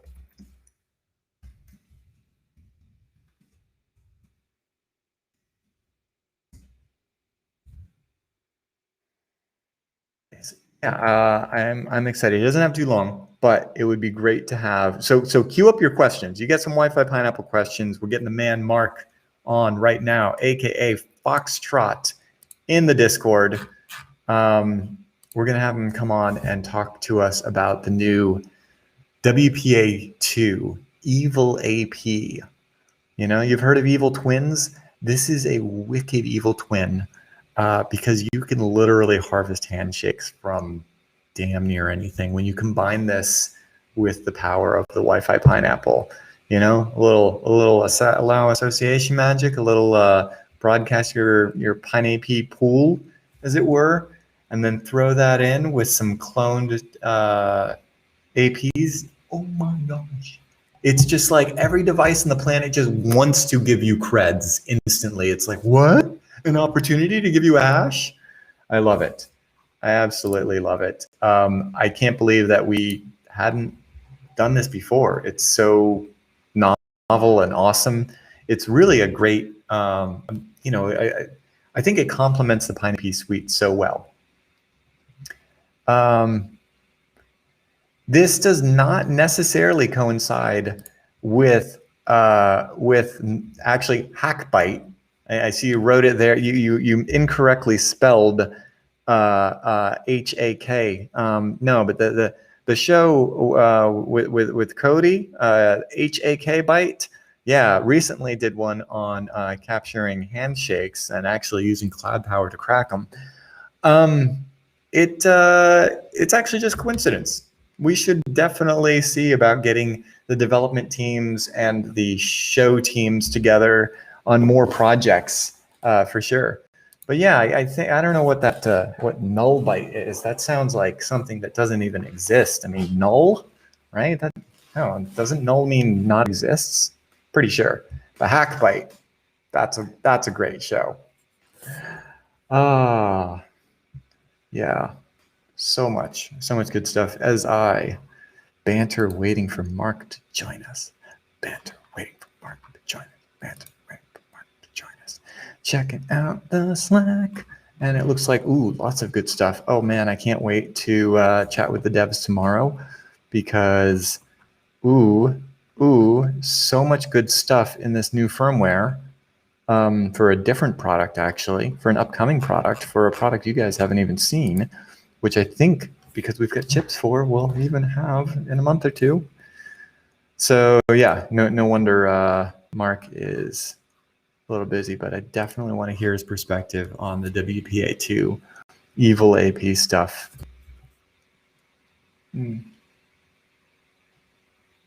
And can I tell you guys how good it is to be streaming, to be here, to be alive, to be in Austin, Texas, to be taking a little respite from Hack Across America? I will find, I'm so glad that I found a live streaming platform that allows me to continue doing this, even if, you know, in the next chapter of Hack Across America, we're going to the East Coast here soon. This is going to be great. I can't wait to visit Mubix in Northern Virginia. I can't wait to, you know, get out to Dallas in North Carolina. I can't wait to get out to Florida. Sorry for party rocking. Yeah, Florida's going to be good. But in the meantime, you know, got a perfect little spot, and this little getup should work no matter what the bandwidth. Well, not the 2400 baud. Ain't gonna be streaming over 2400 baud. I don't even think there could be like an ANSI. Oh yeah, if only Denver were one of the locations I will be hacking across America to, says Lucky225. You know, we were just talking about IRC a little earlier with another guest on the program, Lucky, and you know, I thought of you because growing up on irc.dal.net, what a rich experience. Pound freaks, right? The old school way. Gosh. Oh, and there's Mark. There's Mark. Hey, Mark joins. Okay, so we'll get to that because we got to get over to Denver. We got to visit Lucky. We got to visit Shannon. But in the meantime, let's now talk to Mark, aka Foxtrot. Dude, how are you, man? Howdy. How's it going? I'm using my TV voice. Oh, yeah? Yeah. I've been bantering on the stream for like the last hour and a half.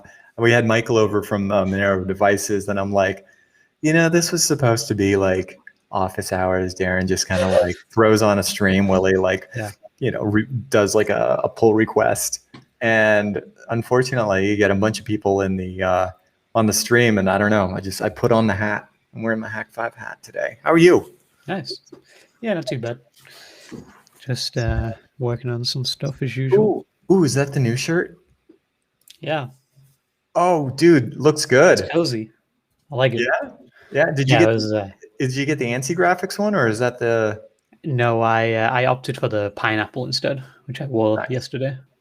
Okay. Cozy too. Well, highly recommend those. Nice. Talking about 2400 baud and IRC, ANSI graphics, living on today in Hak5 merch form now. I should definitely get one of those. I think ANSI graphics is a little bit before my time, just a little.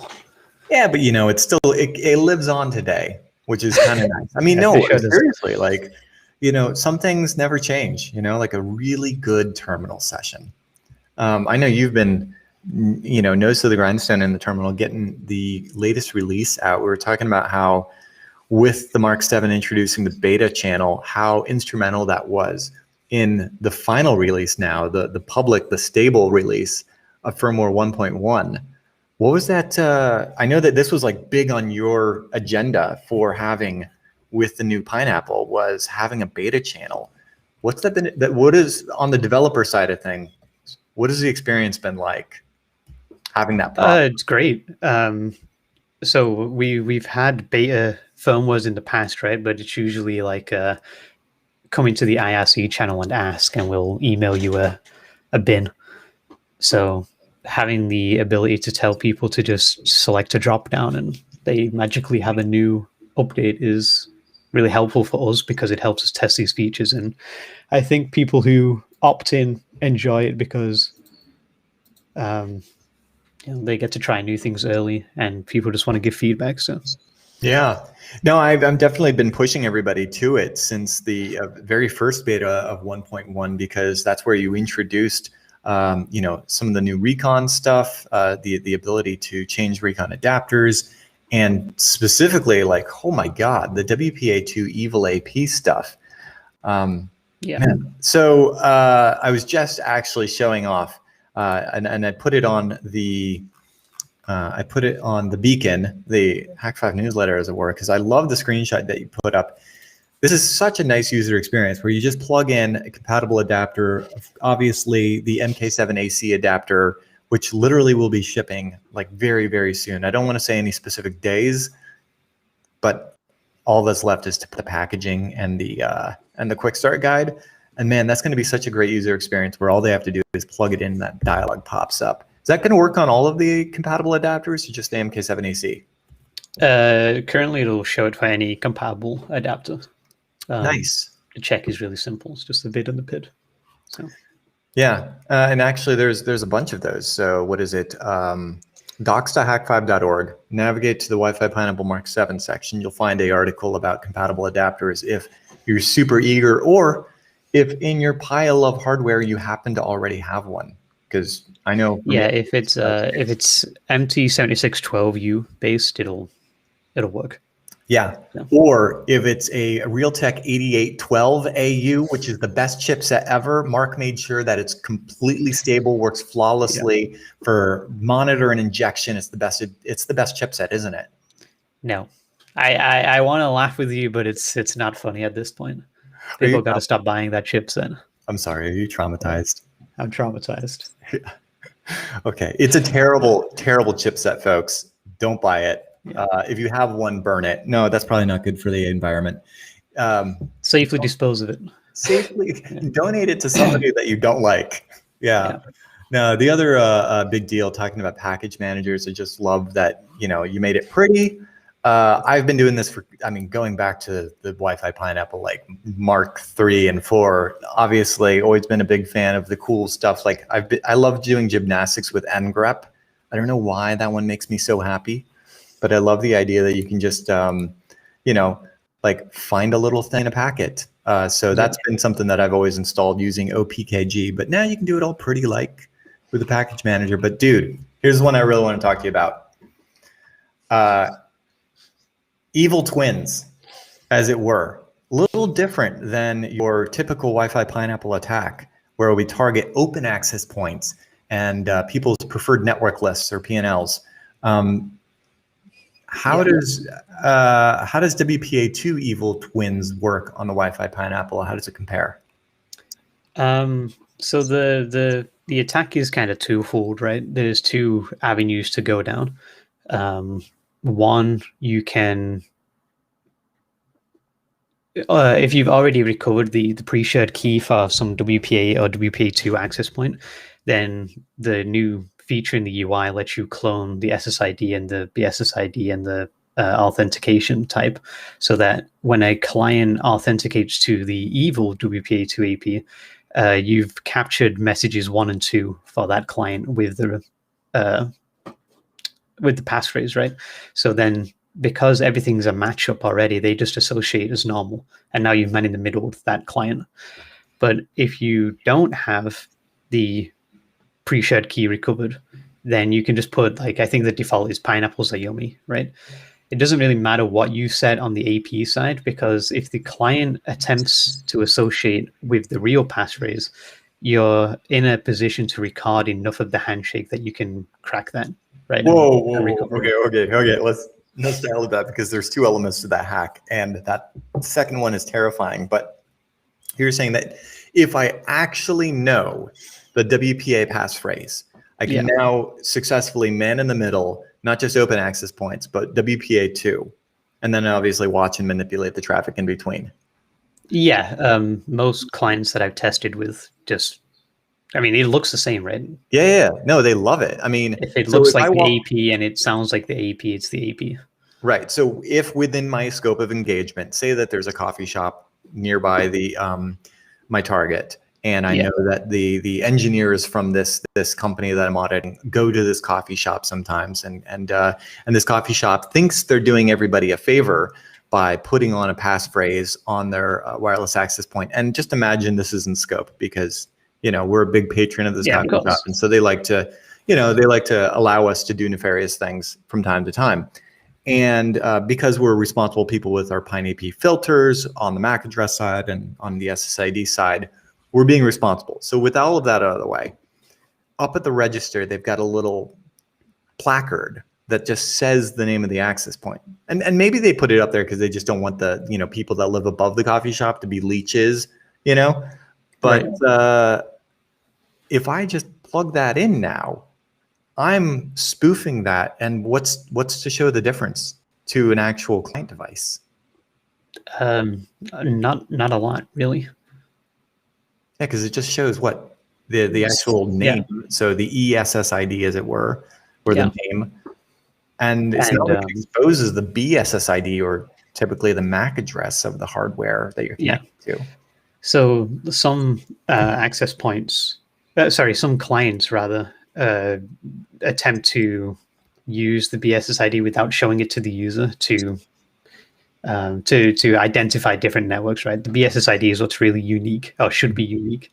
But if you clone the ESSID and the BSSID, and as long as everything else matches, exactly. Odds are that your client will just roam to the next, to you, because you're closest. If you are closest, it's at that point it's a timing. What is it called? It's a race condition, really. Right.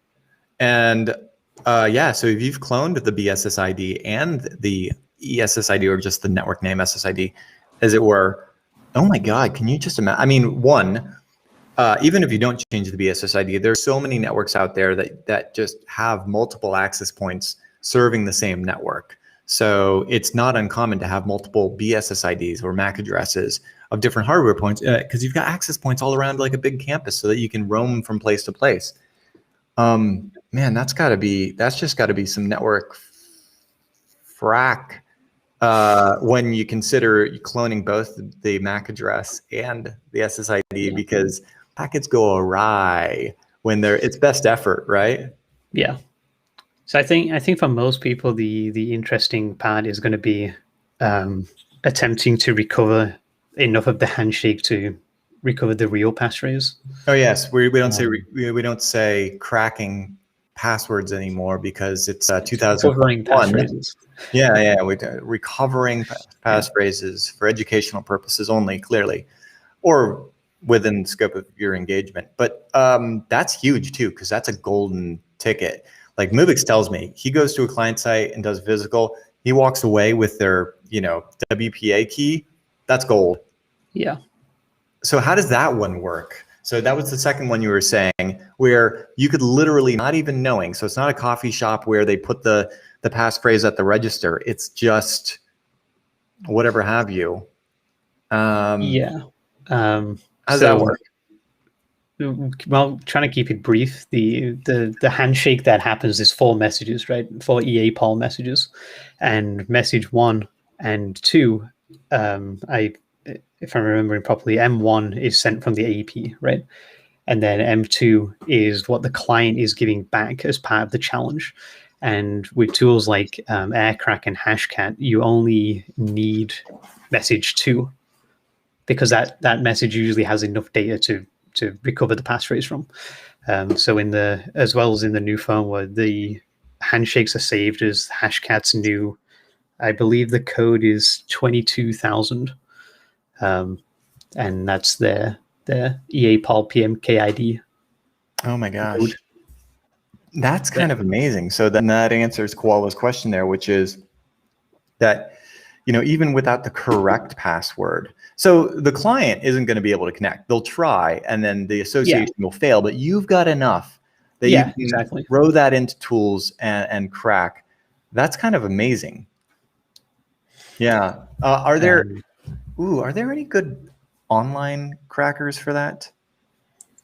Not that we're recommending any particular brand, but I know I've seen these before. In fact, wasn't there a module? There's like an online hash crack or something like that, but I've never used it. Yeah.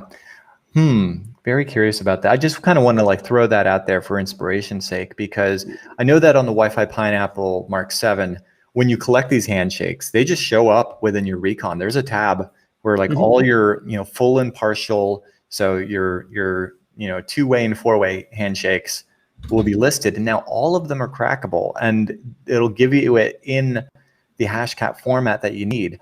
I know that with the Wi-Fi Pineapple Tetra, I believe, someone wrote a module that helped you, that made it easy to export those to an online cracking service. Not that it's hard to download. I think it was a Whistlemaster module. It's just got online hash crack. Yeah. That's pretty cool. And the reason I point that out is because I want to let people know is we're rewarding folks, all our payload heroes. It's not just bash bunnies and packet squirrels and land turtles and rubber duckies here. It's Wi-Fi Pineapple modules. And I know that we've got some new ones that we just rewarded. There's a trace route one. There's a couple others that had just hit the the Wi-Fi Pineapple bar. Grab yourself. You grab yourself an infusion. Yeah. Yeah, Koala yesterday just submitted a trace route and ping module that uses MTR. Nice. Yeah, that's good stuff. Yeah, I want to see if anybody, because I know that we were talking last week when you were on, and I know you got to go here in a bit, but thanks. I know that last time you were on, we were talking about a little bit of module development, which is only getting easier with our excellent documentation on our amazing new documentation platform. And I know that the API is pretty robust. So remind me. So if, for instance, okay, you use this, use the new WPA2, cloning tool in PineAP. You grab yourself all those hashes, and they're stored in Recon. Could a module then query those with the API? Yeah, definitely. Anything that you see the UI doing in the pages that ship in the firmware, like PineAP, if you want the PineAP SSID pool, there's an API request for that, for example. If you want to see what handshakes you captured, there's an API request for that. That is just awesome. All right, cool. Dude, congratulations on firmware 1.1.0. I know this has been in beta for a couple of weeks, and I'm so excited that we had the channel. Mad props to everybody over on the Hak5 Discord that provided invaluable feedback in finding bugs, and props to Foxtrot Mark here for squashing them bugs so that when we put it on the stable branch, it's stable, and we're very proud and excited for all those new features. Yeah, so it's a team effort, but yeah, Definitely. Yeah, I really appreciate the people in the Discord as well who gave feedback. Some of them I panic acid, and there's definitely more. I'm just forgetting the names right now. You know who you are. But yeah, some of them spent the extra time going through bugs and being able to reproduce them with me. So I appreciate that. Nice. Dude, well, it just makes for, better pineapples for everyone. And I can't wait because I think we'll be able to do this Monday. I'll have to check the schedule. What is that? Oh no, I'm showing it, dude. I'm just saying, hey, this is like, now that we've got literally just the packaging and the instruction card being printed, that's the last thing. Like these are getting boxed up. We'll have them in, I don't want to say in number of days, but we'll have them in N, and N is not a very large number. So check that out. Expect that on the beacon soon. And I think when we get it, you know what I really want to do? I want to set up one of these in my apartment. I'm going to totally dox myself, and I don't care, because you would have a hard time breaking into my building. You would need to have like a clone RFID token to even get in here, and I don't know how you would even do that. But yeah, I think I'm going to dox myself and put up a Cloud C2 for everybody, because once we've got that MK7 AC module, and I can start doing, and I can be doing recon. Actually, I have been with the beta hardware version here. Then it just opens up the possibilities with Cloud C2. So I think I might have Dallas on here soon to walk us through that. Yeah, I think he'd be excited to talk about that. Cool. All right. Well, everybody tweet just Foxtrot and say thanks for coming on. Thanks for having me, dude. Yeah. Have a good day, man. Yeah. I'll see you in dev chat tomorrow. Will do. All right. Foxtrot, everybody. Makes them Wi-Fi pineapples good. Yeah. So sorry we couldn't have Foxtrot on for longer. I know he's very busy right now as we're at the end of a sprint for a new device, actually a little brother of an existing. I shouldn't even bother teasing. Sorry, I'm not gonna take you down that route. Anyway, there's some new hardware coming, and just buttoning up that firmware, send that to the factory, and very excited that this is one of those where there are actually chips available to make a thing. So hooray, we will make a thing. Yeah. And oh gosh, Jason Thompson, do you need the station ID? Listen, all you need is the BSSID and the ESSID, so the network name and the MAC address. That's all you need to clone.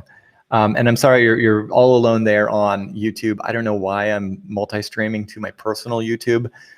I'm just getting a feel for this live streaming stuff, and we'll see. I don't even know how we're doing, but I'm having fun. I think Twitch is going to be the home for Hak5 Live. I think it makes the most sense, but props and shout out to my friends on Periscope and on my personal YouTube. And so yeah, we're gonna make this official. We are making it official. If you haven't already seen, we've got a lot in store. So this is, if you aren't already, grab yourself a copy of the Beacon. Go ahead and sign up at hak5.org. That's where you can sign up to the newsletter and get yourself your very own copy. So you will be apprised of all of the fun stuff on schedule, like today, where we talk to Michael at Monero Devices and impromptu get Foxtrot on to talk about the new Wi-Fi Pineapple firmware. Again, on Wednesday, we're going to have Blue Cosmo of Cosmodium, as well as Payload Author 903 to talk about a really cool privilege escalation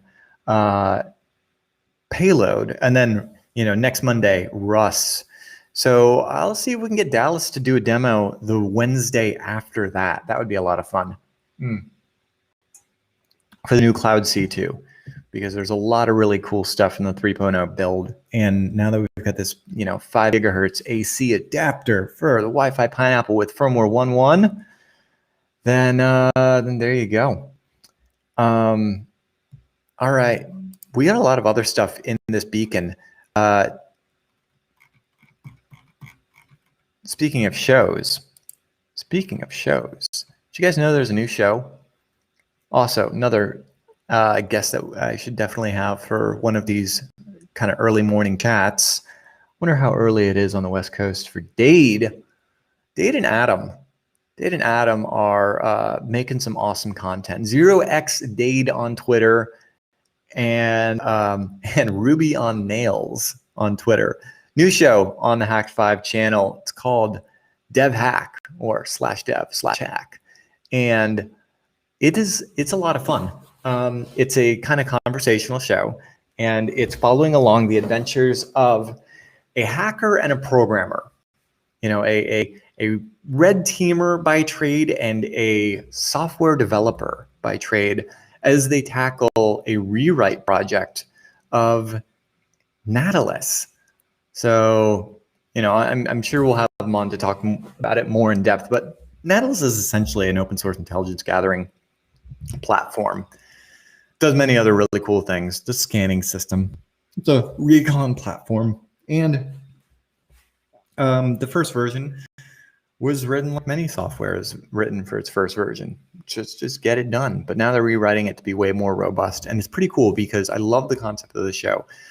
Having the perspective of a hacker, a red teamer, right? And having the perspective of an actual engineer, a software developer, come together to rewrite a platform to be really robust, and kind of the decisions that they have to make along the way, because code doesn't come out of thin air, especially not good code. There's a lot of actual decision making is a vast majority of it.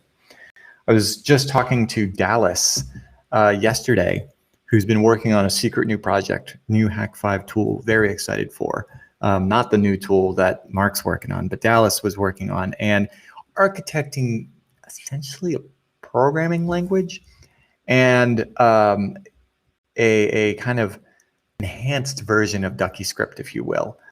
And a lot of it has to do with design. I mean, yeah, sitting there writing the code, that's one very important element of it, but knowing what code to write. And so there was this epiphany, and it was 3 days of really good thinks. And then, okay, those are the 3 lines to write. Okay, it's probably way more than 3 lines, but you know what I'm saying? So this is a show that's really going to give you a behind the scenes look at what a real development effort looks like. And I'm so excited for it because, Dade and Adam are wonderful. It's been such a rewarding experience to be able to coach them into building this new show. So I'll have them on real soon to talk about it, obviously. But go and check it out. Dev Hack, it's on the Hak5 channel. And they're rebuilding Nautilus, and it should be really good. Oh, yes. What else? Oh, we should have MG on because we just released a new collaborative field kit. This is the OMG plus Hak5 hot plug kit. So if you've been wanting to get a set of OMG cables, if you've been wanting to get yourself that new Bash Bunny, they're now together at last in a kit. This week only, $20 off. Use this coupon code ZOHMYGOD Hak5. You'll find that over at hak5.org. And in your inbox if you are signed up for the beacon. So get yourself a copy of that. Also, other really great stuff. So promoting this hack tip. Not sure, you get yourself a Bash Bunny. First thing you're gonna want to do is try out the remote triggers payload functionality. And so there's a wonderful article that you can go and check out that kind of walks you through that process. And it's pretty easy. I have successfully done this with my phone. I mentioned the app that I use to send BLE beacons that trigger payloads. You can also literally use any BLE device. I actually have, it's in storage right now, but I've got a teleprompter that I used to use that would kind of help me with some of the more esoteric commands. If you've ever seen me on the show, like rattling off a line of Python. And you're like, how does he do that looking at the camera, knowing exactly the like whatever it is? And I'm like, the only Python command I can actually remember offhand is probably like tac-m simple HTTP server 8080, you know? But yeah, I've used this prompter, and the remote that it uses is actually Bluetooth Low Energy, so I can have that in my pocket. I can, you know, hand my Bash Bunny to, you know, the clerk at the, you know, the checkout clerk, you know, at the hotel, and be like, oh yeah, can you just print this? I need this boarding document, especially now in COVID, where you're like, oh, they're not going to let me into the country unless I have this. You know, can you print this PDF for me? And they plug it in, and doo-doo, you know, it just shows attack mode storage, right? And then you do a wait for present, and then the BLE name. And so that's what this article is walking you through, is kind of how to do that in your payload. And it's pretty cool, because then I just reach in my pocket and I hit a button that triggers that event. And so while they're turned around getting the printout from the printer, boom, attack mode hid, payload time, which is, I mean, where I would probably use one of these to get, you know, NT Authority system, awesome payload. Huge props to TWD again. Man, if y'all know TWD, let's get him on the show, because I really want to go through this payload. It's pretty cool the way it uses this little embedded C# and PowerShell to elevate system privileges. Yeah, and then what else was in the beacon today? A little techno lesson in real life, and shout out to our very own Panic Acid.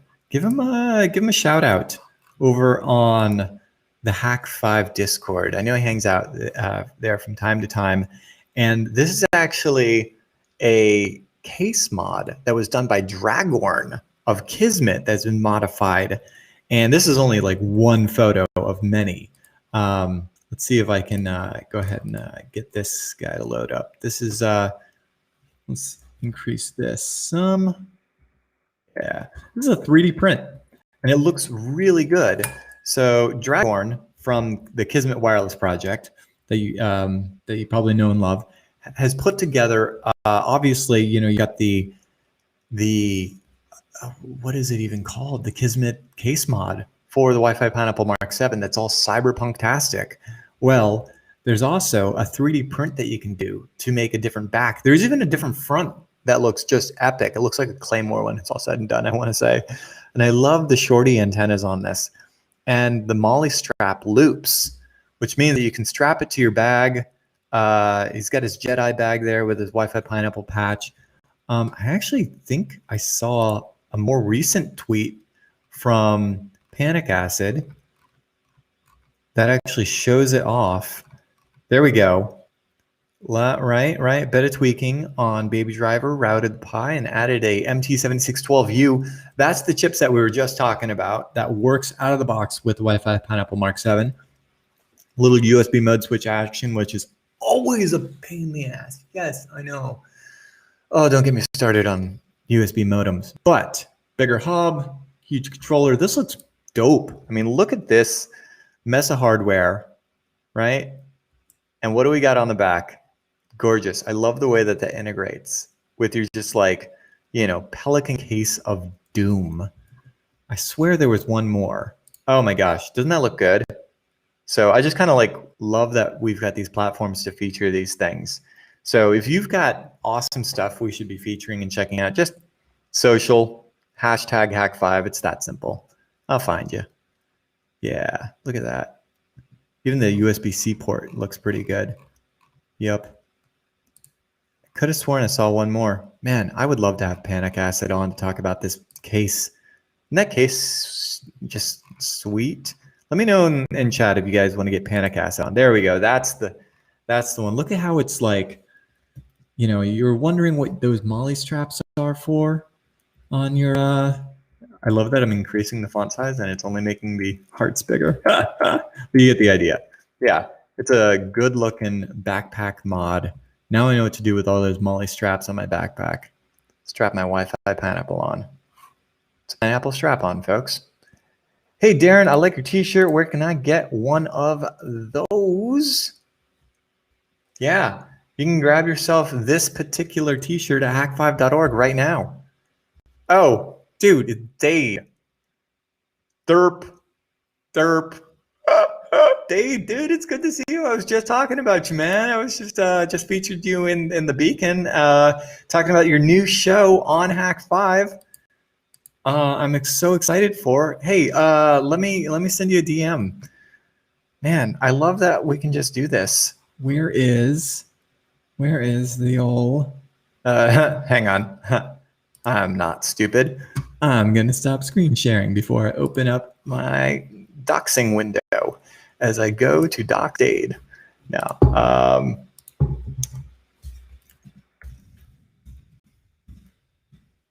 doop doop doop.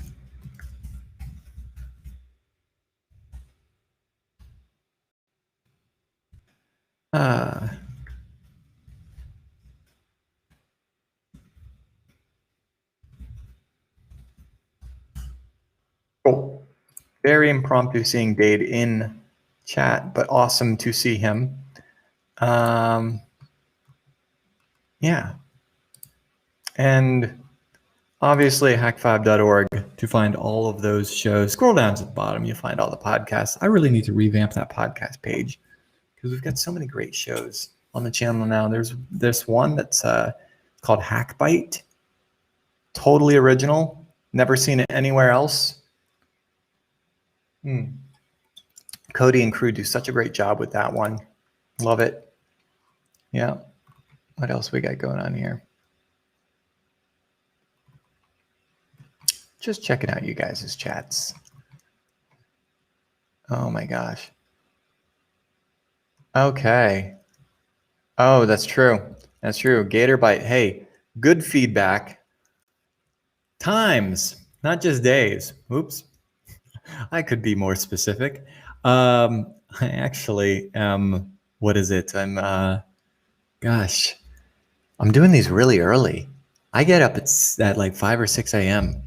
and I'm in Central Time, which means I'm 2 hours ahead of the West Coast where I used to be. So, I get up, it's 3 a.m. It's still hacker time there. It's 3 a.m. So I'm like, all right, well, I actually have to wait later in my day to get my stream on. But no, it's good. I think it's gorgeous out. I might go for a little bike ride after this, little paddle boarding in Austin. We should definitely have an Austin meetup. Yeah. Oh man. Hey, is that Digip? Holy crap, it's Digip and Panic Acid. Dude. Yes. Oh my gosh. Hey, Panic Acid, I see you on the stream and I was just shouting you out saying, got to get you on. So open invite, man. I would love to see your box of Wi-Fi doom. Yeah. So not in the Pacific time anymore. Are we still van lifing? Kind of. So here's the thing. The poor Peanut had a transmission, and after about 35,000 miles in a little under a year, it doesn't. So it's over at the dealership getting a new one. There's two solutions for any problem in life, and this goes for anything you can possibly imagine going wrong in your life. So write this down, okay? In fact, if you want, put it on like a piece of paper, one on either side, flip it. Either of these solutions will probably take care of whatever it is that's going on in your life. Transmission broke, no big deal. Either A, will get you a new one, or B, it'll grow back. And if neither of those solves your problem, it can't be solved. That's it. It's that simple. That's life. So yeah, in the meantime, as the van is at the dealership, I'm glad that it broke down here in a cool city because Austin is rad. Literally within a day of this whole thing happening, I'm like, well, what am I going to do? That's my home. Boom. Found a place. So now I got a place. And it's like so affordable compared to the Bay. So I guess I am following in a way in the footsteps of your Elons and your Joes because It's the place to be. So I'm enjoying it. But I got a lot more America to be hacking when we get the van out of the shop. So I'm coming to you, East Coast. Prepare yourselves. Yes. Yes. And I absolutely miss those Hak5 meetups as well, Danny. Man, just as soon as we can. You know what I also miss? I miss Dade. Dade is someone I really miss from back in the Bay. He should definitely pull a Joe Rogan. He should definitely pull a Elon Musk. He should definitely show up on the stream. It's Dade. Hi everybody. Oh, I'm wearing black for the stream, so I typical hacker fashion here. Nice, perfect. Yeah. No, do you have the hood? Can you actually get your? No, that would be cool though, like a black V-neck hooded T-shirt. Oh, I like that. I'd You know, be here for definitely the that. V-neck. I'm gonna make after the stream. I'm doing a Hak5 V-neck because I love those. Yeah. I'm here for that. Dude. I'll buy that. Did you see the latest hack bite and you know, one of the Reddit crew is like wearing the hoodie on the street on the show. I'm like, oh my gosh, you're actually wearing it. Like, Yeah, go it's full awesome. hacker mode. Own it. Yeah. Yeah, I don't know. Did I just invoke you on the stream or something? Because I said your name and then suddenly you appeared.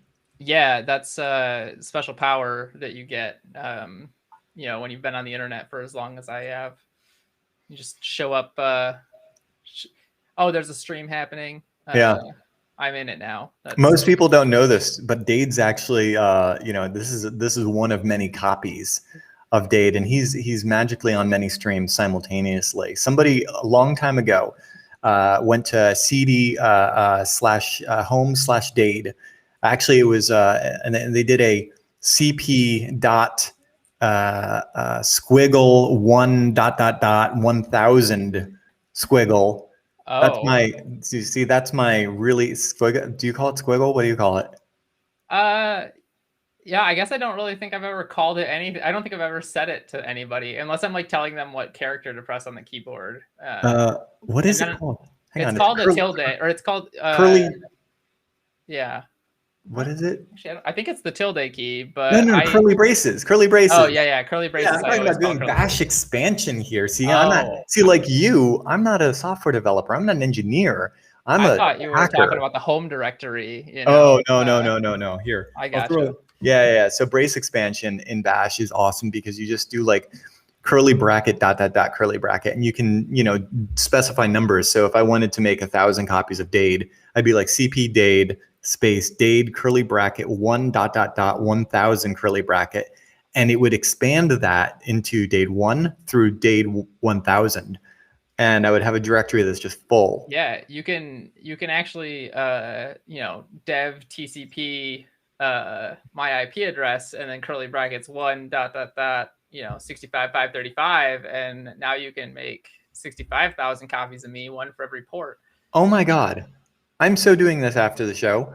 I've been meaning to put together a port knocking payload for the Bash Bunny because I want to just very quickly enumerate all of the ports on the host machine. And the Bash Bunny is a Linux box. So, and it has a DHCP server on it. So the Bash Bunny shows up as 172.16.64.1. And I got to be honest, I wrote this and I didn't write the firmware. I am thankfully lucky enough to have an amazing team of real software engineers. Yeah, but I've hacked together some good. I don't remember.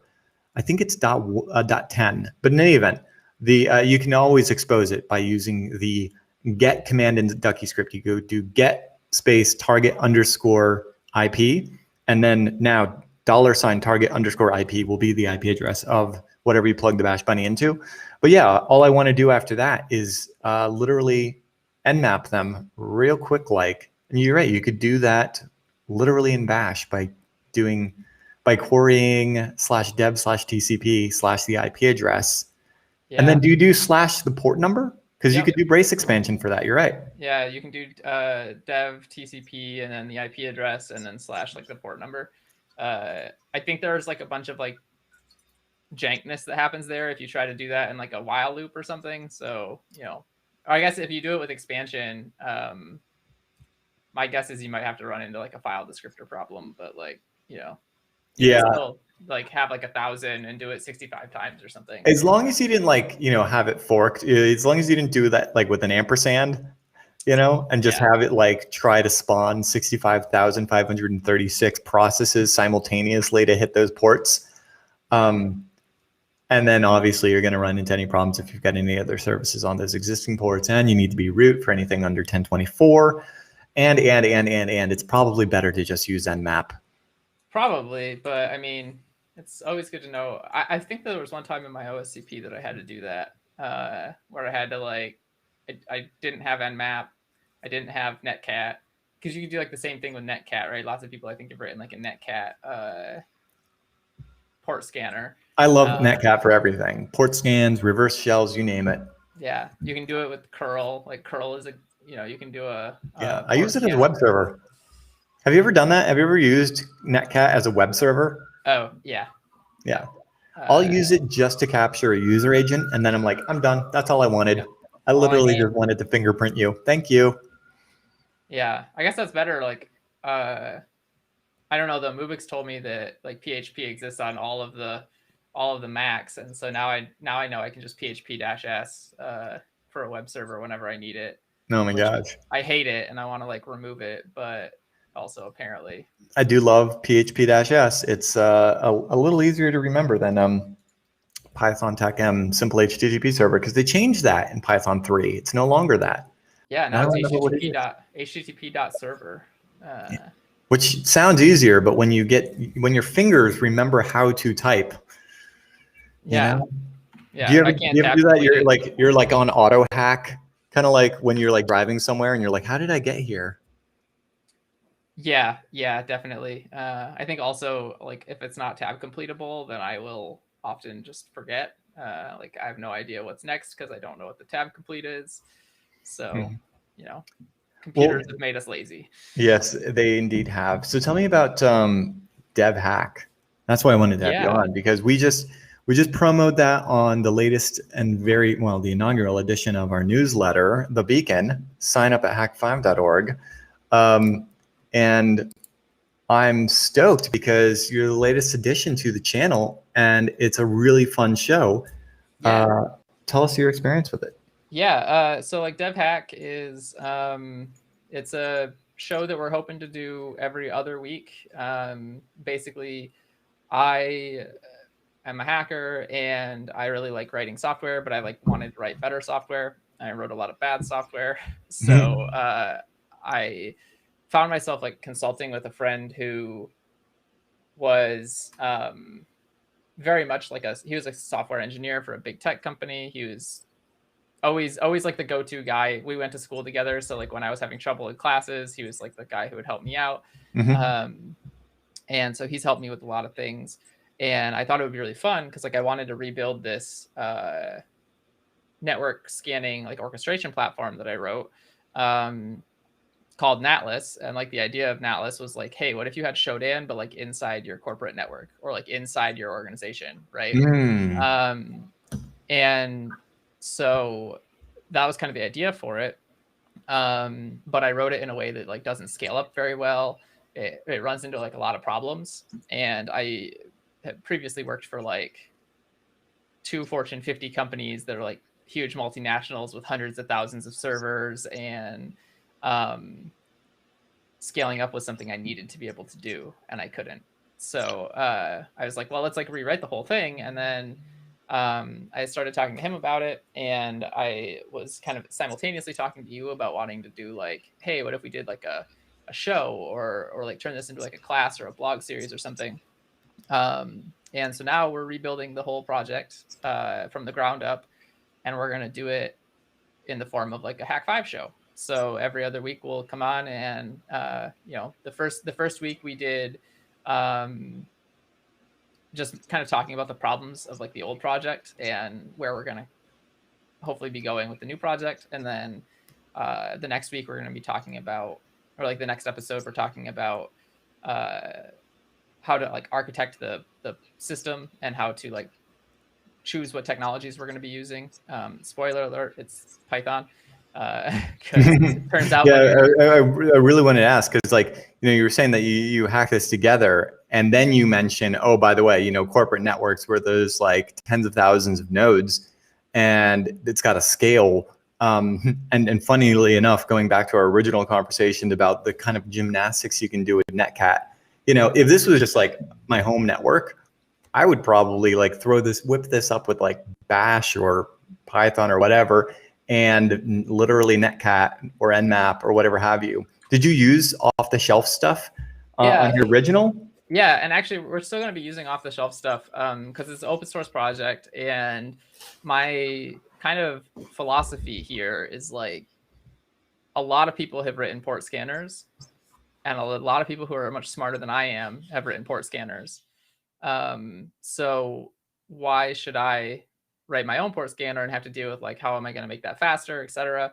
And then people have to like adapt to my idea of what a port scanner should be and how like you should extend it and stuff like that. That seemed kind of silly to me. Because we're open source, because it's Apache 2, I can say like, hey, what we're actually going to do is we're going to shell out to Nmap. And so like we write the orchestration layer, we write the glue that holds everything together, but we can shell out to tools like Aqua or like Massscan, Nmap, Amass. That was I couldn't think of the DNS one. Amass, and so you can shell out to tools like that, and then we bring it all together into like a data store that lets you query it, track history, like track historical trends, stuff like that. Dude, that's beautiful. I mean, there's so much to be said about just glue. There's so much great stuff on the internet. There's so many amazing, wonderful open source projects, but to actually have like what's meaningful in front of you is a lot of times where things are lacking. And just to write good glue is so important for the community. I'm excited about this as an open source project. Yeah. When it was funny because like when I first took over the project from like the original author, I was like really big into like, oh, well, we should build it ourselves because then we get like the right level of customization, stuff like that. And honestly, my boss at the time, he told me, he's like, hey, I know that you want to build everything yourself, but like there's a lot of money to be made in learning how to glue things together, because lots of companies, lots of organizations have a bunch of tools they've already got and they don't know how to combine them into one, and like use the tools that are available. Don't like don't rebuild the wheel. Absolutely. A lot of organizations suffer from that syndrome of not built here, and it slows them down, and you shouldn't be reinventing the wheel. That's the whole beauty of open source, is like, standing on the shoulders of giants. We're not about to reinvent a Linux distribution that is OpenWRT when we can build the Wi-Fi pineapple with that. It's and then commit upstream, and it makes for a better experience for everybody and makes the hardware more accessible. Totally a big believer in that, and I'm happy to see you embracing that with this project. So tell me, oh, you know what, maybe this is a question for offline, but I'm very curious then how that works in, because did you build that original version of Atlas while you were and I know that, let me know if we're getting into territory we shouldn't on stream. I've spoken to a lawyer and everything to make sure that we're all good. Everything as far as I know is all good. It was released open source at the old project or at the old employer under a different name. It was always Apache 2, so like I'm free to do Apache 2 things to it. And then like the branding and stuff, I came up with all of that on my own. Like, dude, it looks great. I was sitting at a bar and to be clear, I didn't design it. I came up with the name and like the idea for the logo, and then I had Pinguino do the logo for me. But yeah, I came up with a name sitting at a bar. I was like, hey, what are we going to call this project? And I couldn't think of it. The old name for the project was NWeb, which like, okay, yeah, it's like Nmap, but it's on the web. You can scroll through it on the web. But I wanted like a way to distinguish it, because the person who wrote NWeb had a different direction that he wanted to take the project, that was getting into like blockchain and like consensus based port scans and stuff like that. I think it's a brilliant idea, and I hope that it happens. But I needed something to differentiate, so I came up with an atlas, because if you have a map and you have like a bunch of maps, if you put them in a book, now you have an atlas. Now you have an atlas. And map and atlas, you know. I wouldn't hack across America without a paper atlas, says the hacker with multiple GPS devices. Yeah. No, I love the name. I mean, it's beautiful logo. And also I'm sure that exact same story with the Wi-Fi pineapple. I was at a bar in Seattle, actually, and I was looking at a cocktail napkin, and I drew inspiration from something with like some rum that had like wings or something coming off of something. And I was like, ooh, wings. And then boom, Wi-Fi pineapple logo was born. Many people don't know this, but the original Wi-Fi pineapple didn't even have a logo. You know, it had a little cartoon character, but I don't think it was until like the Mark III that we even had a logo. Yeah. So that's cool that you had that, you know, different era, obviously. Now we're in the world of like Heartbleed and, you know, hacks get branding, which is great. And this is great branding. Yeah, I was a big fan of it. I really leaned into the pink because it was around the same time that I like dyed my hair pink. So I was like, look, hacker tools don't need to be green on black. Let's do something new with it. Like, let's get wild. Yeah, let's get wild with it. So like the Natless website too. Oh, the fanny pack. Dude, the fanny pack is what's up. Fanny. That's the play. Fanny bum bag. Yeah, so like the Natless logo, the other kind of cool thing about this was I was like, oh, well, they want like little satellites that orbit the Earth and like are, you know, showing coverage or whatever. And that was the idea. And on natless.io, I figured out how to animate that logo.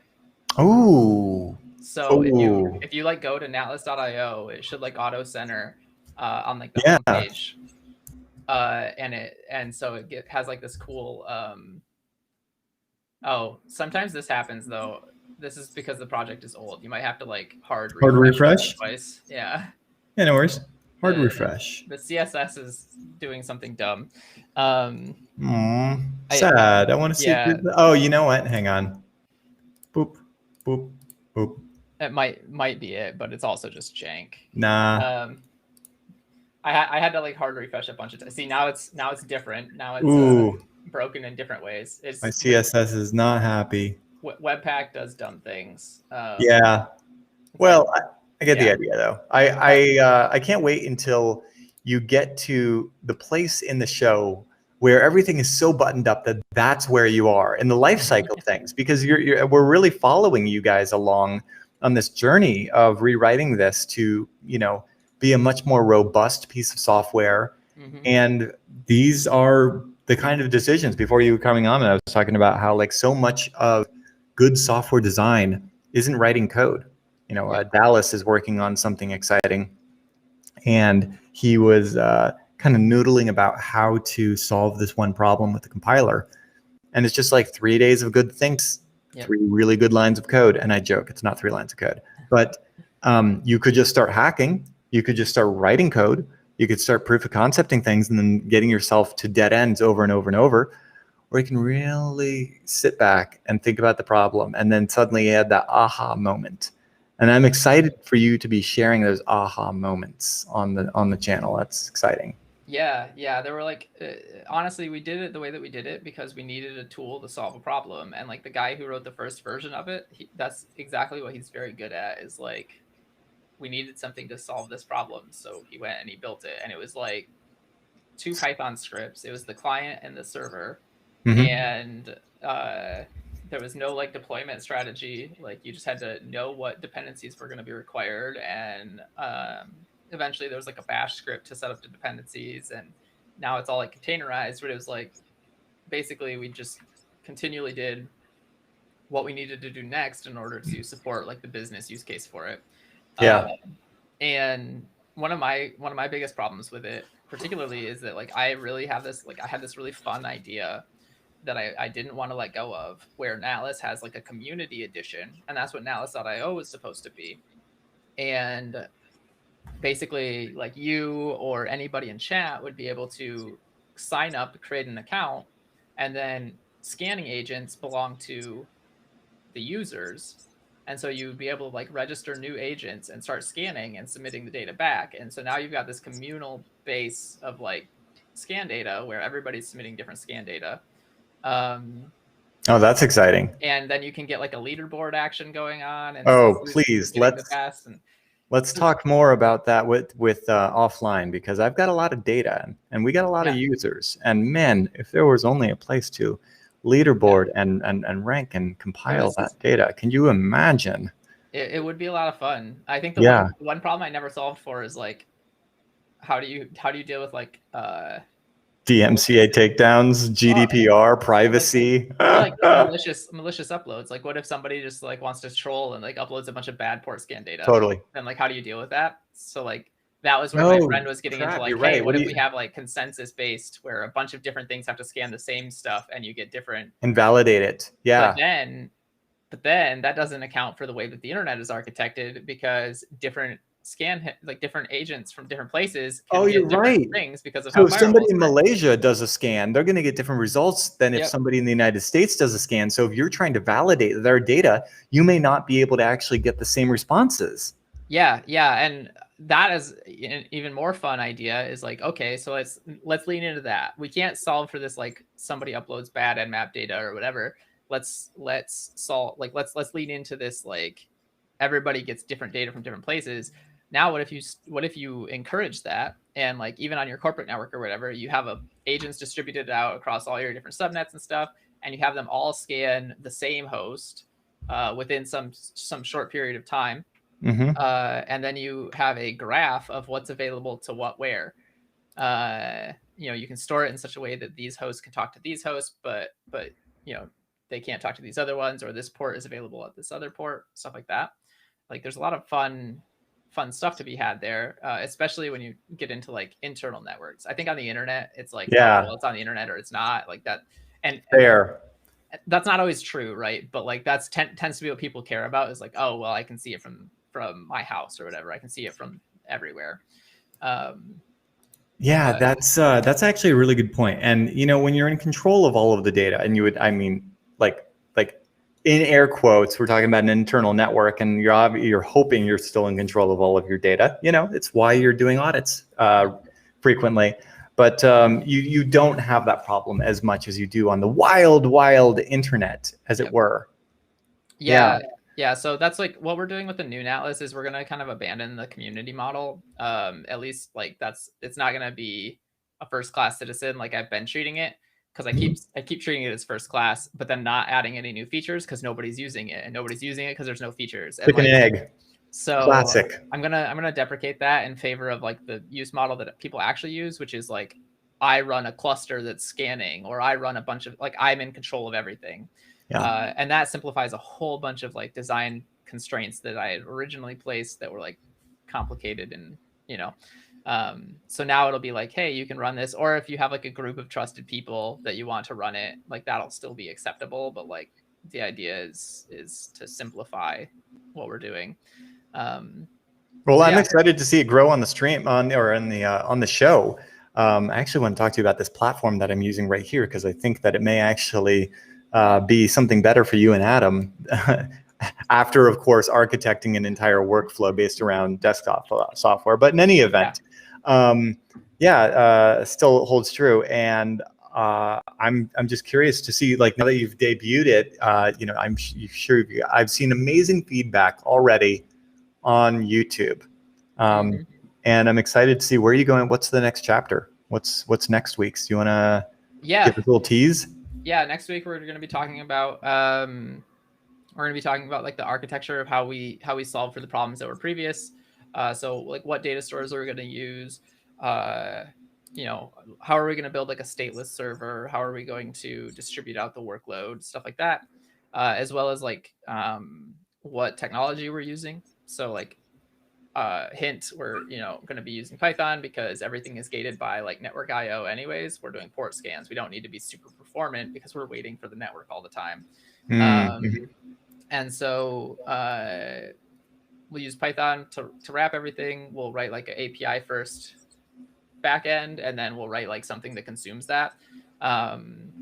And so next week we're mostly going to be talking about how that's designed, and then after that we'll start to dig into like, you know, getting set up to do development, and starting like how do we design our API. Turns out the trick to writing good software is to like know what you're going to write before you write it. Amen.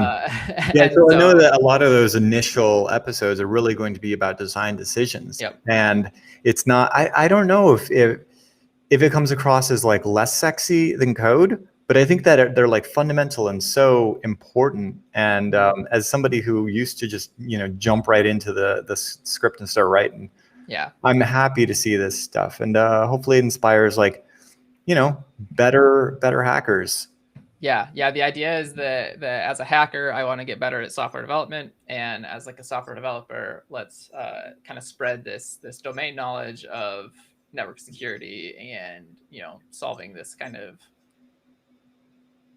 inventory problem. It's kind of an inventory problem. So yeah, I'm hoping to get better at that, and we'll plan as much as we need to do that. So. Sweet. Well, I can't wait to I can't wait to see the next episode. Hell, I really want to be on, and I can't even wait for the next season, as we've talked about some really fun opportunities there as well, because there's so many elements to this stuff. There's you've got the design elements, you've got your marketing elements, you've got your code elements. There's it's all hacking. It's all like breaking down complex problems and trying to find the best the path of least resistance there. Dude, I'm stoked for the show. Everybody go and go check it out. youtube.com/Hak5. We've you've got an RSS feed, so there's cool stuff that we can do with that. Good to know. Yeah, I'm working on some revamp stuff on the hak5.org homepage, and every playlist on YouTube has its own custom RSS feed. Don't know if everybody knows that, but yeah, it's really buried within YouTube. And they won't deprecate it because so many things rely on it. So, yeah. Oh, man. Awesome. Dude, it's good to see you. Send my best to the Bay. Miss you, Miss Oakland. Yeah, you got to come out here for some barbecue. That sounds like a plan. I will do that. Cool. All right, Dade. Well, I will catch you later. Thanks for popping on impromptu. And a mysterious 0x Dade had appeared. And that's kind of the fun of this Hak5 Live. I had no idea that this whole time all we had to do was hit the little live button. I'm having a blast, guys. Let me tell you, it's been so nice to see all of you guys, Panic Acid and Jason Thompson Horn and Crooker and Digip, dude. I haven't seen Digip in years, and Clarko5, or is it Clarko S? I don't even know. It could be LeadSpeak. So many awesome folks. Thank you guys, Koala, and everybody else for joining us in chat. Gatorbite. Because this has been a lot of fun. I will be back. I will be back in 2 days. I'm going to be back on Wednesday. That's right. Before Whiskey Wednesday begins, it will be another live stream right here. And we have an action-packed show because it's going to be a good one. In fact, next time on the Beacon, as we're calling it, on the Beacon, get yourself a copy, hak5.org, sign up for the newsletter. And next time, I'm even going to put the times in. What a great suggestion on the schedule. So Wednesday, the August 18th, we're going to be starting at 10 a.m. Central, which is, 11 Eastern? That's early Pacific, but, tune in. Going to be going for a couple hours. We're going to have Blue Cosmo of Cosmodium CS, as well as payload author of the payload we were looking at last week. Privileged escalation. It's going to be really good. 903 is coming on, going to join us and do a little privilege escalation in Windows. Should be a lot of fun. Hak5.org. Grab yourself a copy. See you guys on the streams. I don't know YouTube. I know YouTube. I don't know Twitch, guys. I don't know what you're supposed to say at the end of a stream on Twitch. I don't know the difference between a like and a subscribe and a follow. But and we're good on bits. We're not doing the fancy like emoji bit thing. I don't even know what I'm doing here, guys. I don't even think I have a moderator. but it's a lot of fun. I love that it's still that early in freeform that we can do that we can be that laissez-faire. Yeah, there was a story a friend of mine was telling me recently that they were like hanging out with their nieces and nephews, and they were all having like a little family gathering, and at the end of it, they were all getting, going home and saying goodbyes and getting in the cars and stuff, and the little kid goes, "Okay, bye, like and subscribe," and they're like, "What did you say?" They're like and subscribe. They're like, why are you saying that? Like, isn't that what you say when you say goodbye? You say like and subscribe. And I'm like, oh my God, this is amazing. Coming up on 16 years of publishing to YouTube now and thinking that there's little kids that think that's a salutation. Auf Wiedersehen, tschüss, bis dann, und like and subscribe. Too good. So I don't know how you say goodbye on Twitch. I will figure it out as a newbie, but I'm having a lot of fun with it. So smash a button, guys. Inspect some elements. See where that JavaScript goes. Until then, I'm your boy Darren, and I'm reminding you, trust your technolust.